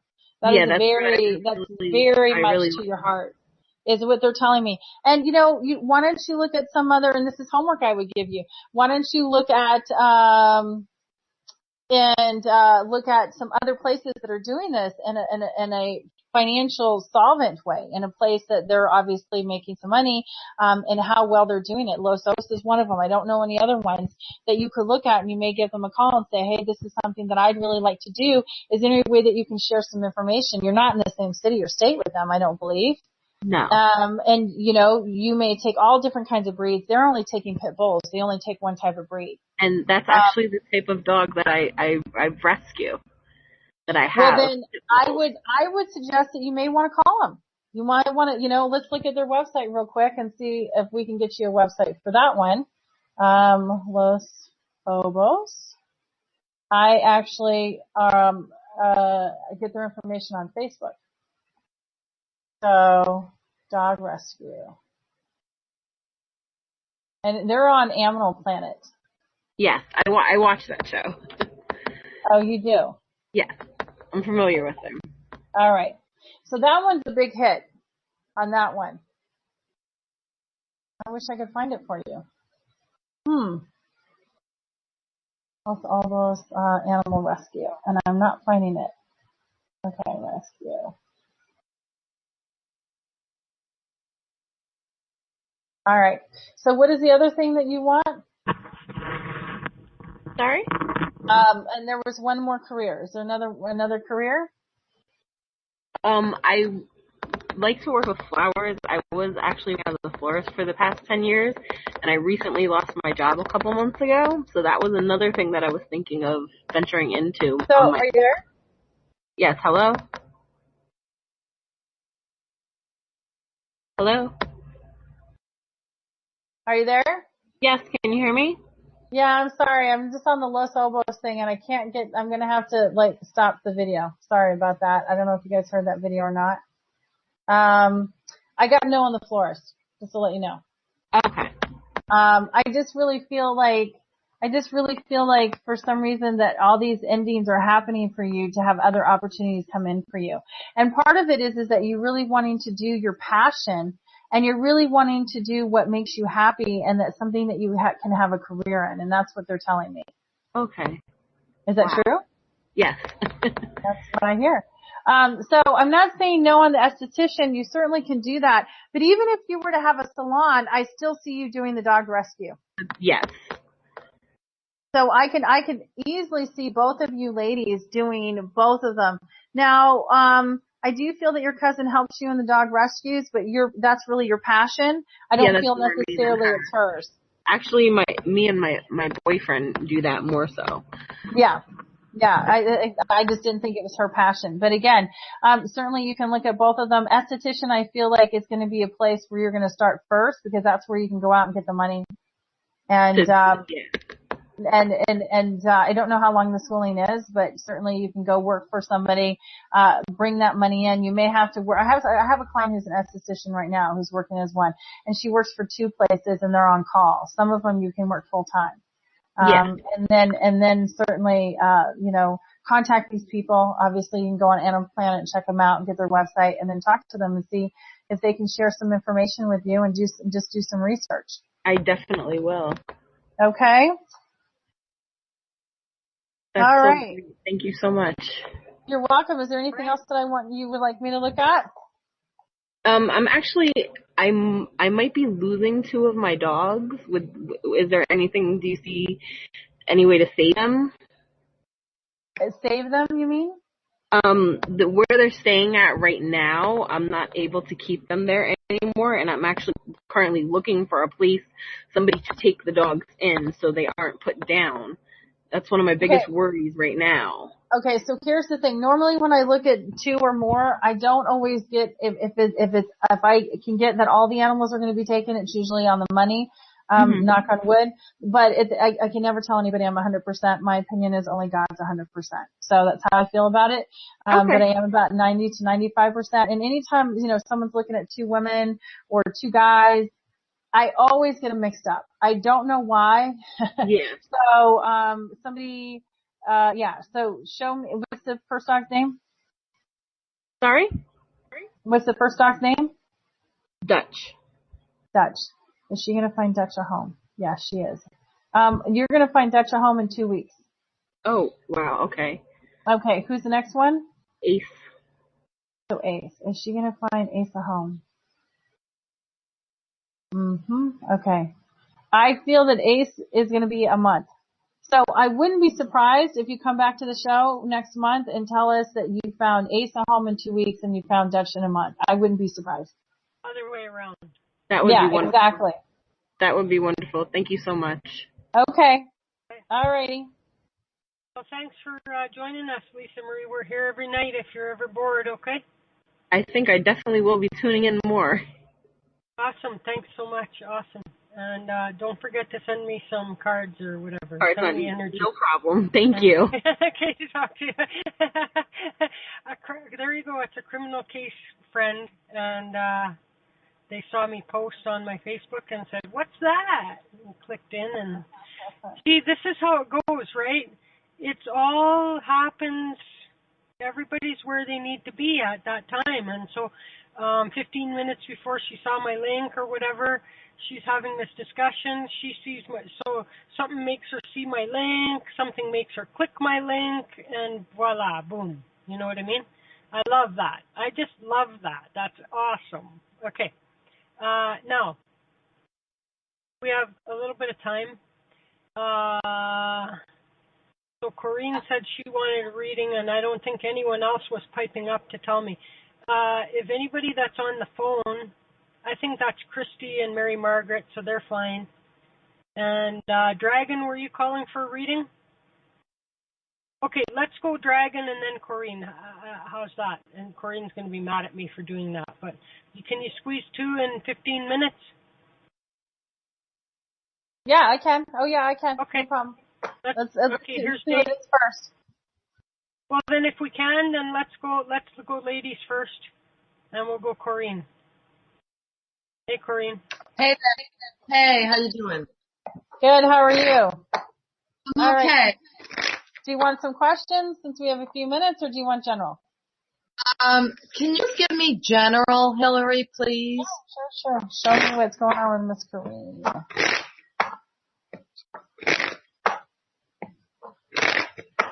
So something's going on that's very heavy on your heart, my dear, because my heart is starting to hurt. And you are definitely going through some struggles right now, and if not, those struggles are going to be coming up soon. I don't know if you want to move, but I certainly will say, because I see a move card, but I also say that whatever it is that you're going through, or you just want to get through it. You just want to get through it to the place where you release this stuff, and you get to a place where you're in alignment with what it is that you want to do. I see some financial struggles, and I just feel like you're not getting the support that you feel and you wish you had. Does that make sense? Yes. Okay, so you understand, because, again, I relay the message. I don't always see the whole big picture. Sometimes I do, sometimes I don't. So what they're telling me is right now you're looking at your foundation, and a little concerned about that foundation. Do you want to move? I don't know, Hillary. I haven't really actively been looking or anything like that. I mean, I can't really move right now. Well, financially, I see that. I see that in the 9th position, you wish you could move. You would love to have something, a different place, a better place that would support you, is what they're telling me. But also, you're looking at your situation with your job. What's going on with that? Because I feel like you would like to have a new job. I don't necessarily see a new job on the horizon. But I feel like, again, this is all about tonight. It's all about looking at ourselves and what is it that we really want. Because sometimes it's just a theme, it's a night of, I don't know how to explain it, but this is how things work for me. Yeah. So go ahead. I like my job. I like my job a lot. I'm not really looking for a new job or anything. Mhm. Okay. So the Queen of Pentacles, there's something upside down with the Queen of Pentacles, and that has to do with work. So there's a situation going on at work, so let's look at it. I mean, the Temperance card, you're in balance, so this is good, but the Queen of Pentacles is upside down. And then there's the 7 of Pentacles, and they're just saying, don't reap too soon. It's coming for you. And then there's the 2 of Wands upright, which is excellent because you're in your place where you need to be. But the job card for the future is upside down. So I didn't see anything, but you said you're very happy with your job, so that doesn't matter. What they're telling me is something. Go ahead. Go ahead. No, I'm sorry. Go ahead, Hillary. Well, what they're telling me is that something's going to come up for you to really start questioning your life and where you're at and what is it that you want. I don't know what it is, but that's what they're telling me. Job situation where the Queen of Pentacles is upside down. I'm not saying it's a bad thing. I'm just saying it's an opportunity for growth. And there it is. The Queen of Pentacles literally just flew out. Upside down. And that's the exact card that I'm talking about right now. I just literally just did a spread on that and is asking why that's happening. Okay. Are you there? Yeah, I'm here. Okay. So you got a tower on the 2nd position. Oh my God. I had a feeling. I just felt it. I'm telling you now. you know how towers work. So towers can be positive, they can be negative, but they're change. And so, something's going to come up on this job situation and I don't know what it is. And I'm asking what the Queen of Pentacles is upside down because that's related to your job. So let me go somewhere, and I'm not going to say it out loud because I don't want you to freak out. And I want to read the energy of what's really going on. Stand by. Okay, I just wanted to make sure you're not going to get laid off, and I wanted to make sure that you're not going to get fired, and you're not. Okay? But there is going to be some changes in this job. Okay? That's what they're telling me. So even though you love your job right now, you're not going to love the changes that are coming. Okay? That's what they're telling me. You'll work through it because, again, here's the Seven of Pentacles right next to that other card, that Queen of Pentacles that we talked about, right?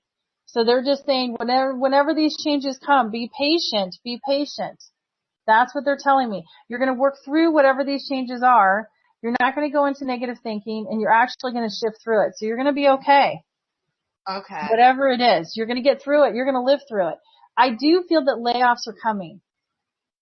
I don't feel that you're going to get laid off.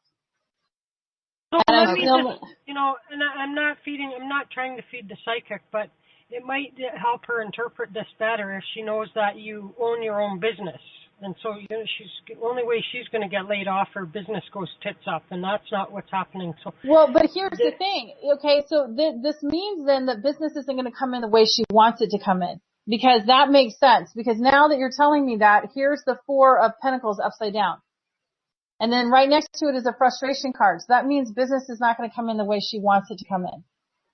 And that would tell me that if I turn around and see that she's self-employed, not seeing she's self-employed, and we're going to get to David next, and I'll go into overtime. But the thing is that, what they're telling me is if I turn around and see that you're not going to get laid off, but I see other people around you possibly getting laid off and you own your own business, that means money isn't going to be coming in the way you expect it to come in, and money's going to get tight. And then you're going to have to make some decisions. Do you have to lay off some employees? And if you're self-employed, you're going to have to look, and you have no employees, then you're going to have to look at your budget and see where you're going to cut while you get through this tight period. Okay. You'll get through it. You'll come through it. It's not that you won't. You will come through it. It's just they're telling me it's going to be a period of 3 months that's going to be hard. So that kind of makes sense. Well, wait, June, July, August. So, and I think that there's an anticipation of something coming through in August with that other thing, right? Right. See, and I don't know what that other thing is, but does that work out right for you? I mean, does that make sense? Because I'm not sure when exactly that might be resolved, but I mean, I wouldn't be surprised. Why don't you ask the question?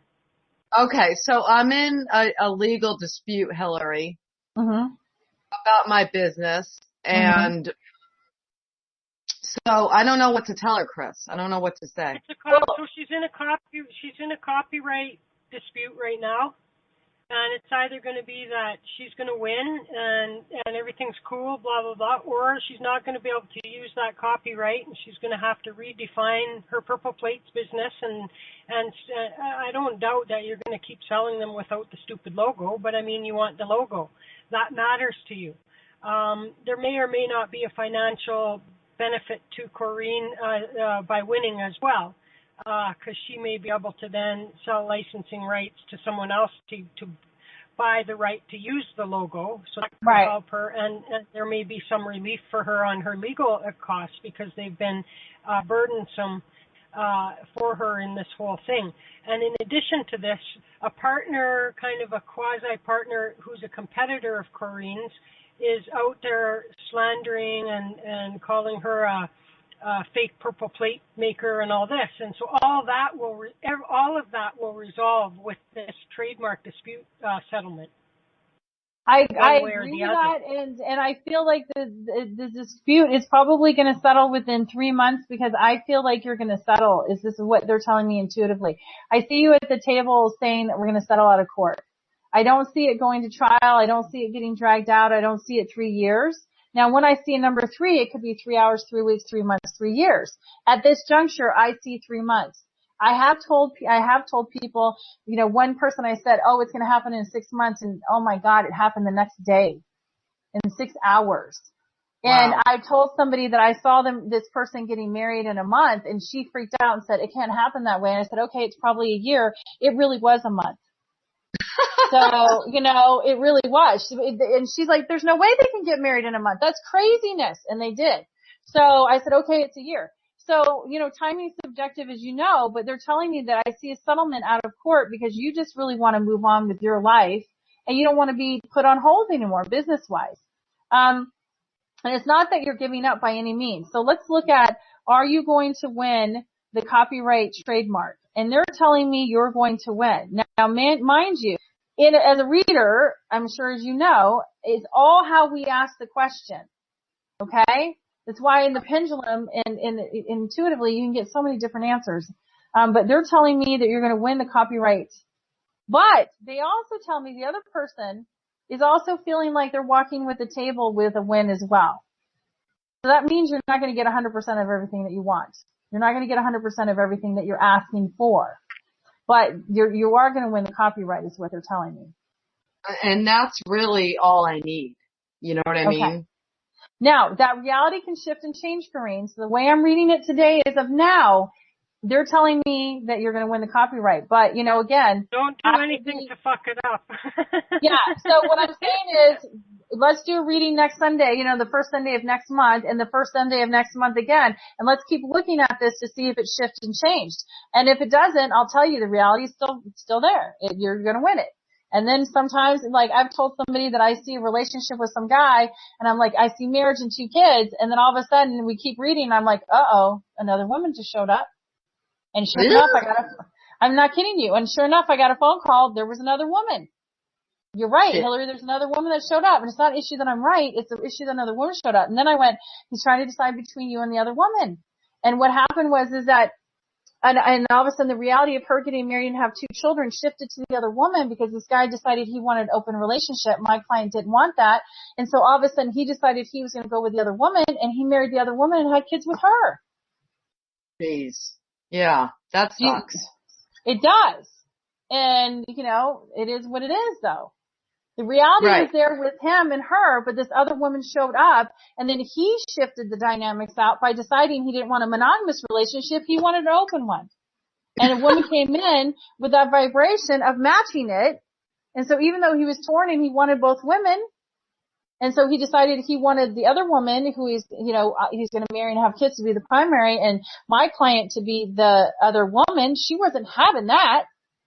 Mm-hmm. And it ended. So there you go. Wow. So, I'm just saying at this juncture, yes, I do see you, winning the copyright, but I also see them saying that they have a victory too. And I don't know what that victory is. Well, I know what it is. You know what it is, Chris? What is it? No, I really think that what it is Corinne's going to get Corinne is going to negotiate the settlement that she's got the stronger case. She's going to negotiate a reasonable settlement that allows the other people to use the logo for a fee to her every year. But the most important thing is that she gets to keep using the logo. Under no circumstances will 2 different entities win, like at the hearing. And it's not a law. It's not like it's a quasi-judicial proceeding. But under no circumstances would 2 different entities both win the right to use the same logo. So the only way then is if you go to a hearing, one party wins, one party loses. If you settle before, then the only way that Corinne walks away happy is that she gets the logo rights and there's a contract in place that other company gets to also use the logo, but they have to pay her some reasonable fee, and that would make Corinne at least, I think, because we talked about that, Corinne, right? And so, but Chris, if they let me use the trademark, I never wanted to blackball them from using that. They were the ones after me. No, I know. But that's why, like, you're not going to walk away. I don't feel that you're going to settle. Like, it could be possible that the same scenario I lay out is in reverse. In other words, you give them the win and they have the legal rights, but you have a contract in place that you have the right to pay them every year to use their logo. But I maybe it's because you're my friend, you know what I mean, and maybe because I've spent a lot of time on this too. That, you know, I really feel like that it should be your win, and you extend to them the olive branch that if they settle, that they can use it, and then everybody walks away. The other guy takes down his and apologizes and takes and has to put a statement on his website that all the crap he wrote about you is not true. You know? Right. Well, yeah, but what Hillary might be picking up is the fact that, you know, when it's all said and done, I lose all that thousands of dollars that I've given my lawyer and the thousands of dollars that I've lost due to his freaking notice and everything they've done against me. And then maybe that's probably what Hillary's picking up. And then at the very end, it's going to be like the same exact thing that we're doing right now. And no one's going to win necessarily. You know what I mean? Well, somebody has to win. Well, and I suppose that if it goes all the way to a hearing, the trademark people could find that neither of you get to use the logo. In which case, none of you get to use the logo. You know what I mean? So it seems to me, now I'm talking from my legal whatever, that somebody has to win or lose, or you guys agree to a settlement. But either way, one of your organizations winds up with the trademark. So let's look at it, Corrine, because at this point, I turn around and I would agree with Chris. Actually, I do. Intuitively, I agree with Chris because I feel like you're going to settle before the court date. I feel the court date will be set, and I feel that you're going to settle before the court date. And, you know, again, sometimes I get them flip-flopped. I still get it correct. I just don't with the right person, or, you know what I mean? But what they're telling me is that I feel like you're going to win, that you have the logo and you have the copyright, and then they're going to use the copyright. I'm asking right now if they're going to win the logo or the copyright, and they're going to allow you to use it. But again, I agree with Chris. It could flip-flop. It could be in the sense that they actually won, but they're going to let you have the use of it, and you pay for it. But at this point, they're showing me that you're going to win. So hold on to that belief system that you're going to win. You're going to win. They're going to have to pay you. And I don't, and it's possible you guys go to court and none of you guys could use it, but I don't see that reality happening. It is a reality. Yeah. I just don't see it happening. Right, Hillary, they don't want it to go to court. They've delayed it so many times because they want to settle before. That's why you're in the strongest negotiating position. You have the bargaining position right now. So you will make this decision, and that's why we say don't F it up, right? So you will choose whether to negotiate an agreement with them, okay, such as we talked about before. And you may, in that negotiation, and this might be what Hillary's talking about, you may not get your legal fees compensated. You may not get money from the slander and all of that. But you get the logo, and they get to use it. They pay you to use it. And that's all, like, your bottom line is, I want the rights to that logo. That's your bottom line, And so you win the logo, but it doesn't mean you're going to win every penny back or anything like that. But for the moving forward, you've got the logo and you've got the rights to it. And that's just the way it is. And if I was you, I would make sure that logo is only restricted to the guy, that one competitor, and who he gets his supply from. That original supplier, I don't know. You have to work out a sliding scale fee then. You know what I mean? So that if he wants to sell it to a bunch of other companies, that they'll have that logo on it, then you get more money. So you want to make sure that there's a sliding scale based on how many other people he's selling that plate to, you know? Right, right. Now, Hillary, I am going to book a private reading with you, but I mean, because I think you're excellent. I really like you, and Chris will tell you even herself, I'm very hard on people. I'm very, I have unfortunately, I have cracked on a few people, but anyways, whatever. But anyways, and she laughs about it. I'm sorry. It's not right. I apologize. It's not right that I do that. It's not right at all.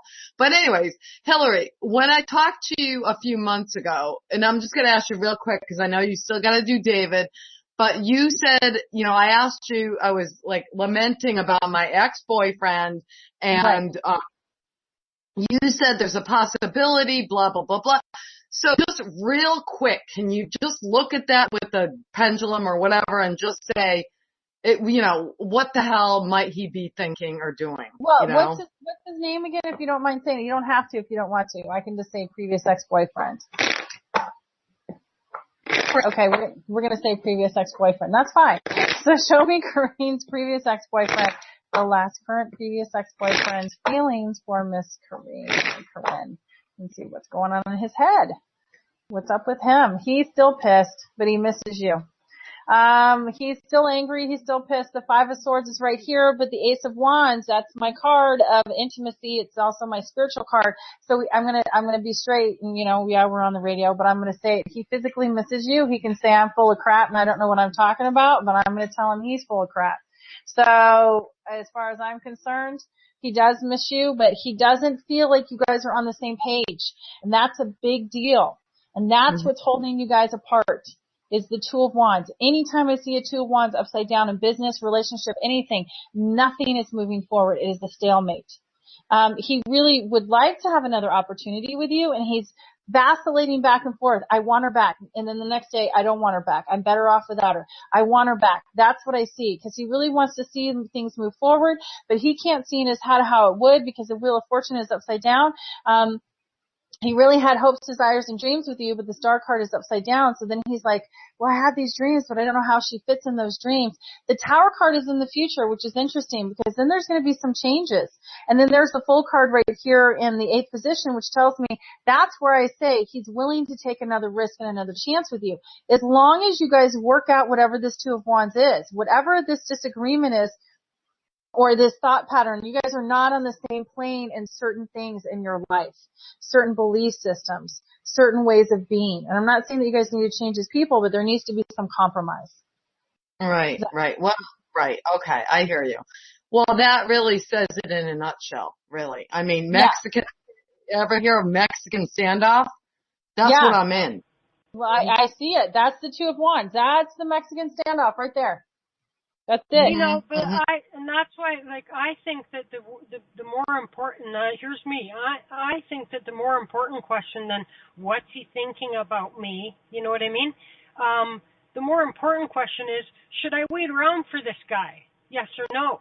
Well, and I think we can talk to her, you know, I can talk to her, Karina, if you're okay with that in a private reading. We can really get in what is the issues between you two. Are you guys going to be able to work this out? You know, what he's disagreeing about and what you're disagreeing about. How important is this? And then we would get to what, you know, Chris is saying. Do I wait for this guy? Is there another guy coming in? You know, what you know, what's going on? And I can look at all that stuff. And of course, no matter what I say to you guys, I'm the purveyor of information. You guys make your own decision. I just help you with calm, clarity, confirmation, you know, see the different realities for you. You guys make decisions, and I help you co-create the reality you want and be your cheerleader and hold your space. Right. No, Hillary, you're fantastic. Thank you so much. And I'm sorry I took up so much time. Oh, no, that's okay. No problem. She's not really sorry. She's just shut up, Chris, shut up. I'm muting. Hey, Corinne. Talk to you soon. Okay, she's gone. All right. Let's go get David. Sorry we're keeping you. David. Hi, David. Hey, how's it going? Good. How are you? Thank you for waiting. Sorry about that. I mean, you know, that I made you wait, but I'm glad you did. Sorry, I'm not going to be as exciting as Corrine. Corrine would agree with you. Oh, thank you. So, David, do you want, Claire Cards, do you want a general reading, my dear, or would you like questions? I think a general reading would be good, and then maybe something will come out. Okay, so let's see a general reading from Mr. David here.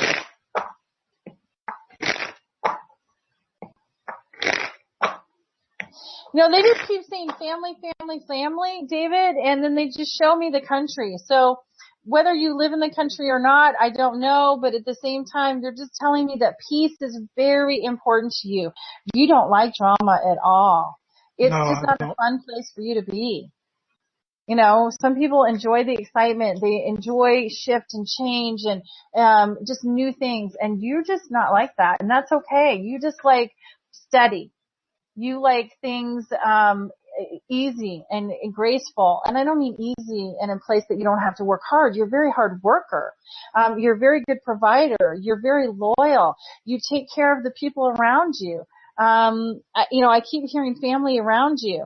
I can't tell if you're married or not, but they just keep telling me you're a very family-oriented person and you take care of people. You're a caregiver. And you know, you watch out for people. That's what they're telling me. Now, when I ask if you're married, I hear the word no. So if you are married, there's some type of, she's just not showing up, or there's a disconnection here. So, are you married? Yes, I'm married. Okay. So then she's not showing up, but also I feel like, and, how should I put this? It's coming to a place where you guys want to come back together. It's like you guys coming to a place where you guys are going to date again. Does that make sense? Yeah. Okay, is that on point? Kind of, yeah. I've been thinking about it. Okay, so take her out. And I don't mean to say it that way, but I'm going to be blunt. Take her out and you guys...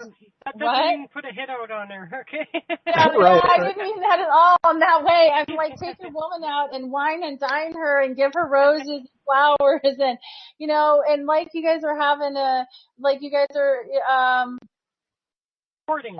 Like you guys are dating again. Okay. Yeah, because we haven't done that in a while.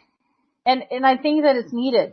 I think it's really needed. And you've been pondering about this for a while, as you said, because here's the Two of Swords in the 10th position right there. And the Two of Swords, and is right next to the Empress card. So you're sitting here going, how can I make her feel loved? How can I show my love to her? What can I do to get the spark going again? Because you guys love each other. It's not that at all. It's just you guys are in a routine. Yeah, definitely. And there's not that connection with the best friend connection. You want that emotional, physical connection back. Because I feel like this is a woman that you connected with on all four levels, on an intellectual level, a spiritual level, an emotional level, and a physical level. And you're wanting to get that back. You want that fire back is what they're telling me. Yes. Yep. So I do feel that you're going to get it back because here are the two cards right here that tells me that. So that is some serious chemistry and some serious, I don't know if I should say it. We're on the radio. Great loving. So it's going to happen. That's what they tell me. Now, are you guys considering a move? Not right now, but we may have to here coming up, depending on what happens with the weather. Okay. If you don't physically move, then what they're telling me is things are going to get better in the relationship because that's just things are emotionally going to move. And that's really positive because it's the 10 of Cups. We're right here. So that's what you want. That's you guys coming together as a family. Again, some things have to be talked about with you and your ex-wife. Why did that come out of my mouth? You don't have an ex-wife, do you? No, I don't. Oh, well, I was just about to say she's a bit angry right now. She's been holding a lot of stuff in. So you guys are going to sit down and talk and you're going to come to a place where you're going to be a little worried that it could be an ex-wife situation. I don't feel that it will be an ex-wife situation, but I feel like long talks are needed and give her the opportunity to talk and connect. Okay. She's really mad. I mean, I don't know how to explain it. Does this make sense? Makes as much sense as it can. Well, I just feel like there's a lot of things. Because it's a woman involved, David? Yes, exactly. Yeah, exactly. So I feel like, she's been holding the fort down, but there's so much she's wanted to say to you. There's so much she wants to do, but she kind of got into the attitude of what does it matter if I say something, we're going to fight, or, she doesn't feel like she has a place that she can speak and talk. And I'm not saying that you're a controlling person and you're not allowing her to talk. I'm not saying that at all. But what I'm saying is for whatever reason, she just kind of thought, I don't want to say that she gave up, but she just, for whatever reasons, felt like she couldn't communicate and talk. And so when you turn around and open this up, it's going to be a dam. Like the dam is breaking. So brace, I don't want to say brace for it, but go ahead, pardon? Like a dam both ways, huh? It will be. And it will, so as you guys get through the uncomfortable talking and, I thought you thought this and I thought you thought that and, well, honey, I thought this, and you guys clear the air about all the misunderstandings, which is what needs to happen, and you guys start doing your date nights, and then you guys come to a place, you guys will reconnect and that bond will come back. Now, this woman, I don't mean to say that, I apologize. Your wife may turn around and say, this woman on the radio that you've talked to is crazy. That's what I mean to say. And that's okay. She can say that. But I'm telling you what I see. All right. Talking about Chris, she said absolutely right. What? I'm sorry? Talking about me as if she's talking about me being the woman on the radio he's talking to, she's absolutely right. I am crazy. Yeah, but I was talking about me, because if he comes in and says, well, honey, I know. And then that's okay. And I can be off. It's not that, but I'm just saying intuitively that's what I'm getting. That's what I'm getting. And you will come into a positive outcome is what they're showing me. Okay, well, that's good. That's alleviates some of the fear I've got about talking it out. Yeah, I know, and I can see the fear. And there's going to be times where you're going to sit here and say, oh my God, it's turning in a different direction and it didn't turn out as well as I thought it would. Again, everyone has free will and choice. And she's pretty upset, pretty angry. She's held a lot of stuff in. The words ex-wife did fly out of my mouth, but at this point I don't see a divorce. I really do feel like you guys are going to work it out. Holding stuff in is what she does, so. She's held a lot in, is what they told me. And it's going to be a dam. When you open it up, and it's just like I see this crack, and I see just water just coming down. So just let it flow. You're not just seeing the water coming down for the flooding down here? That's very possible. I haven't watched TV like in days. I'm sorry. I just don't watch a lot of TV. So yeah, it's very possible I could see that too. It's very possible. Well, the water's also symbolic of the emotions and stuff like that too. So take advantage of that, I think. You know what I mean? I agree. Because water washes away, blah, blah, blah, blah. So if you think about that with the emotional get some of that stuff sorted out. It's important because the longer that you wait and the more you're going to have to dig yourself out of this hole.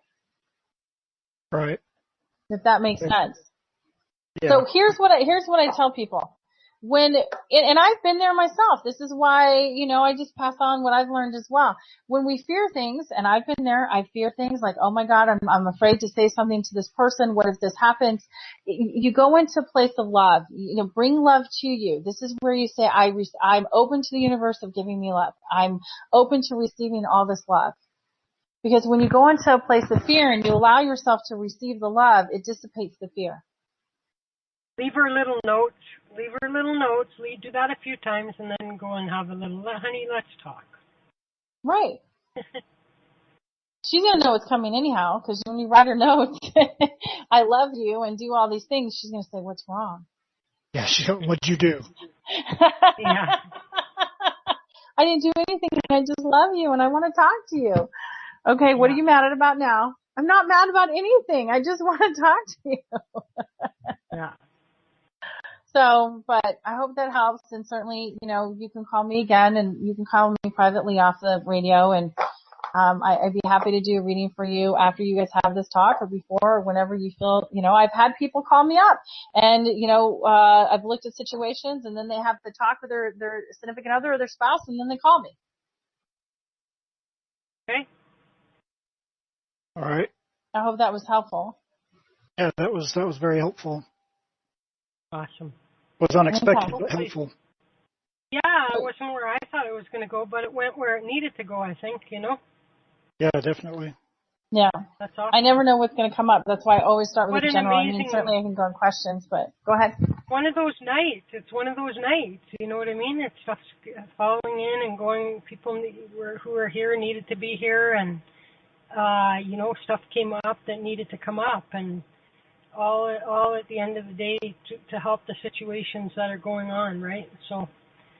So good. So I'm just going to park you quick, David, if you don't mind, and we kept poor Hillary late. Everyone else stand by for overtime.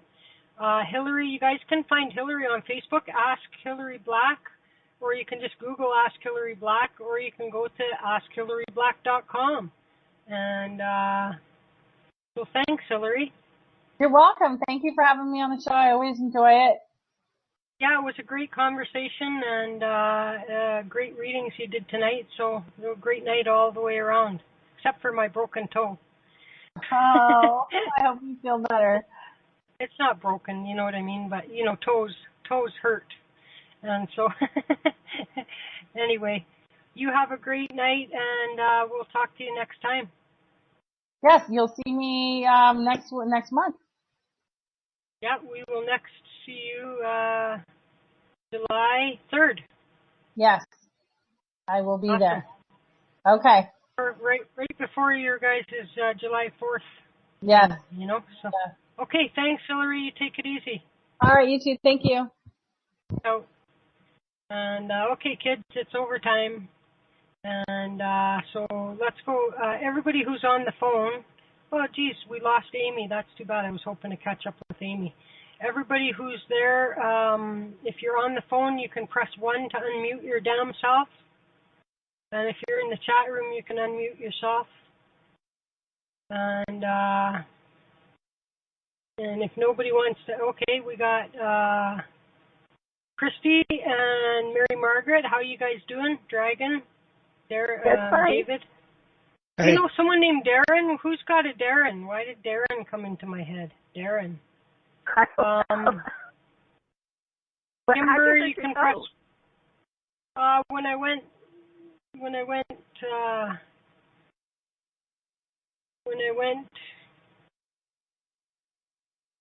to go get a coffee, I whacked my toe. Oh, God.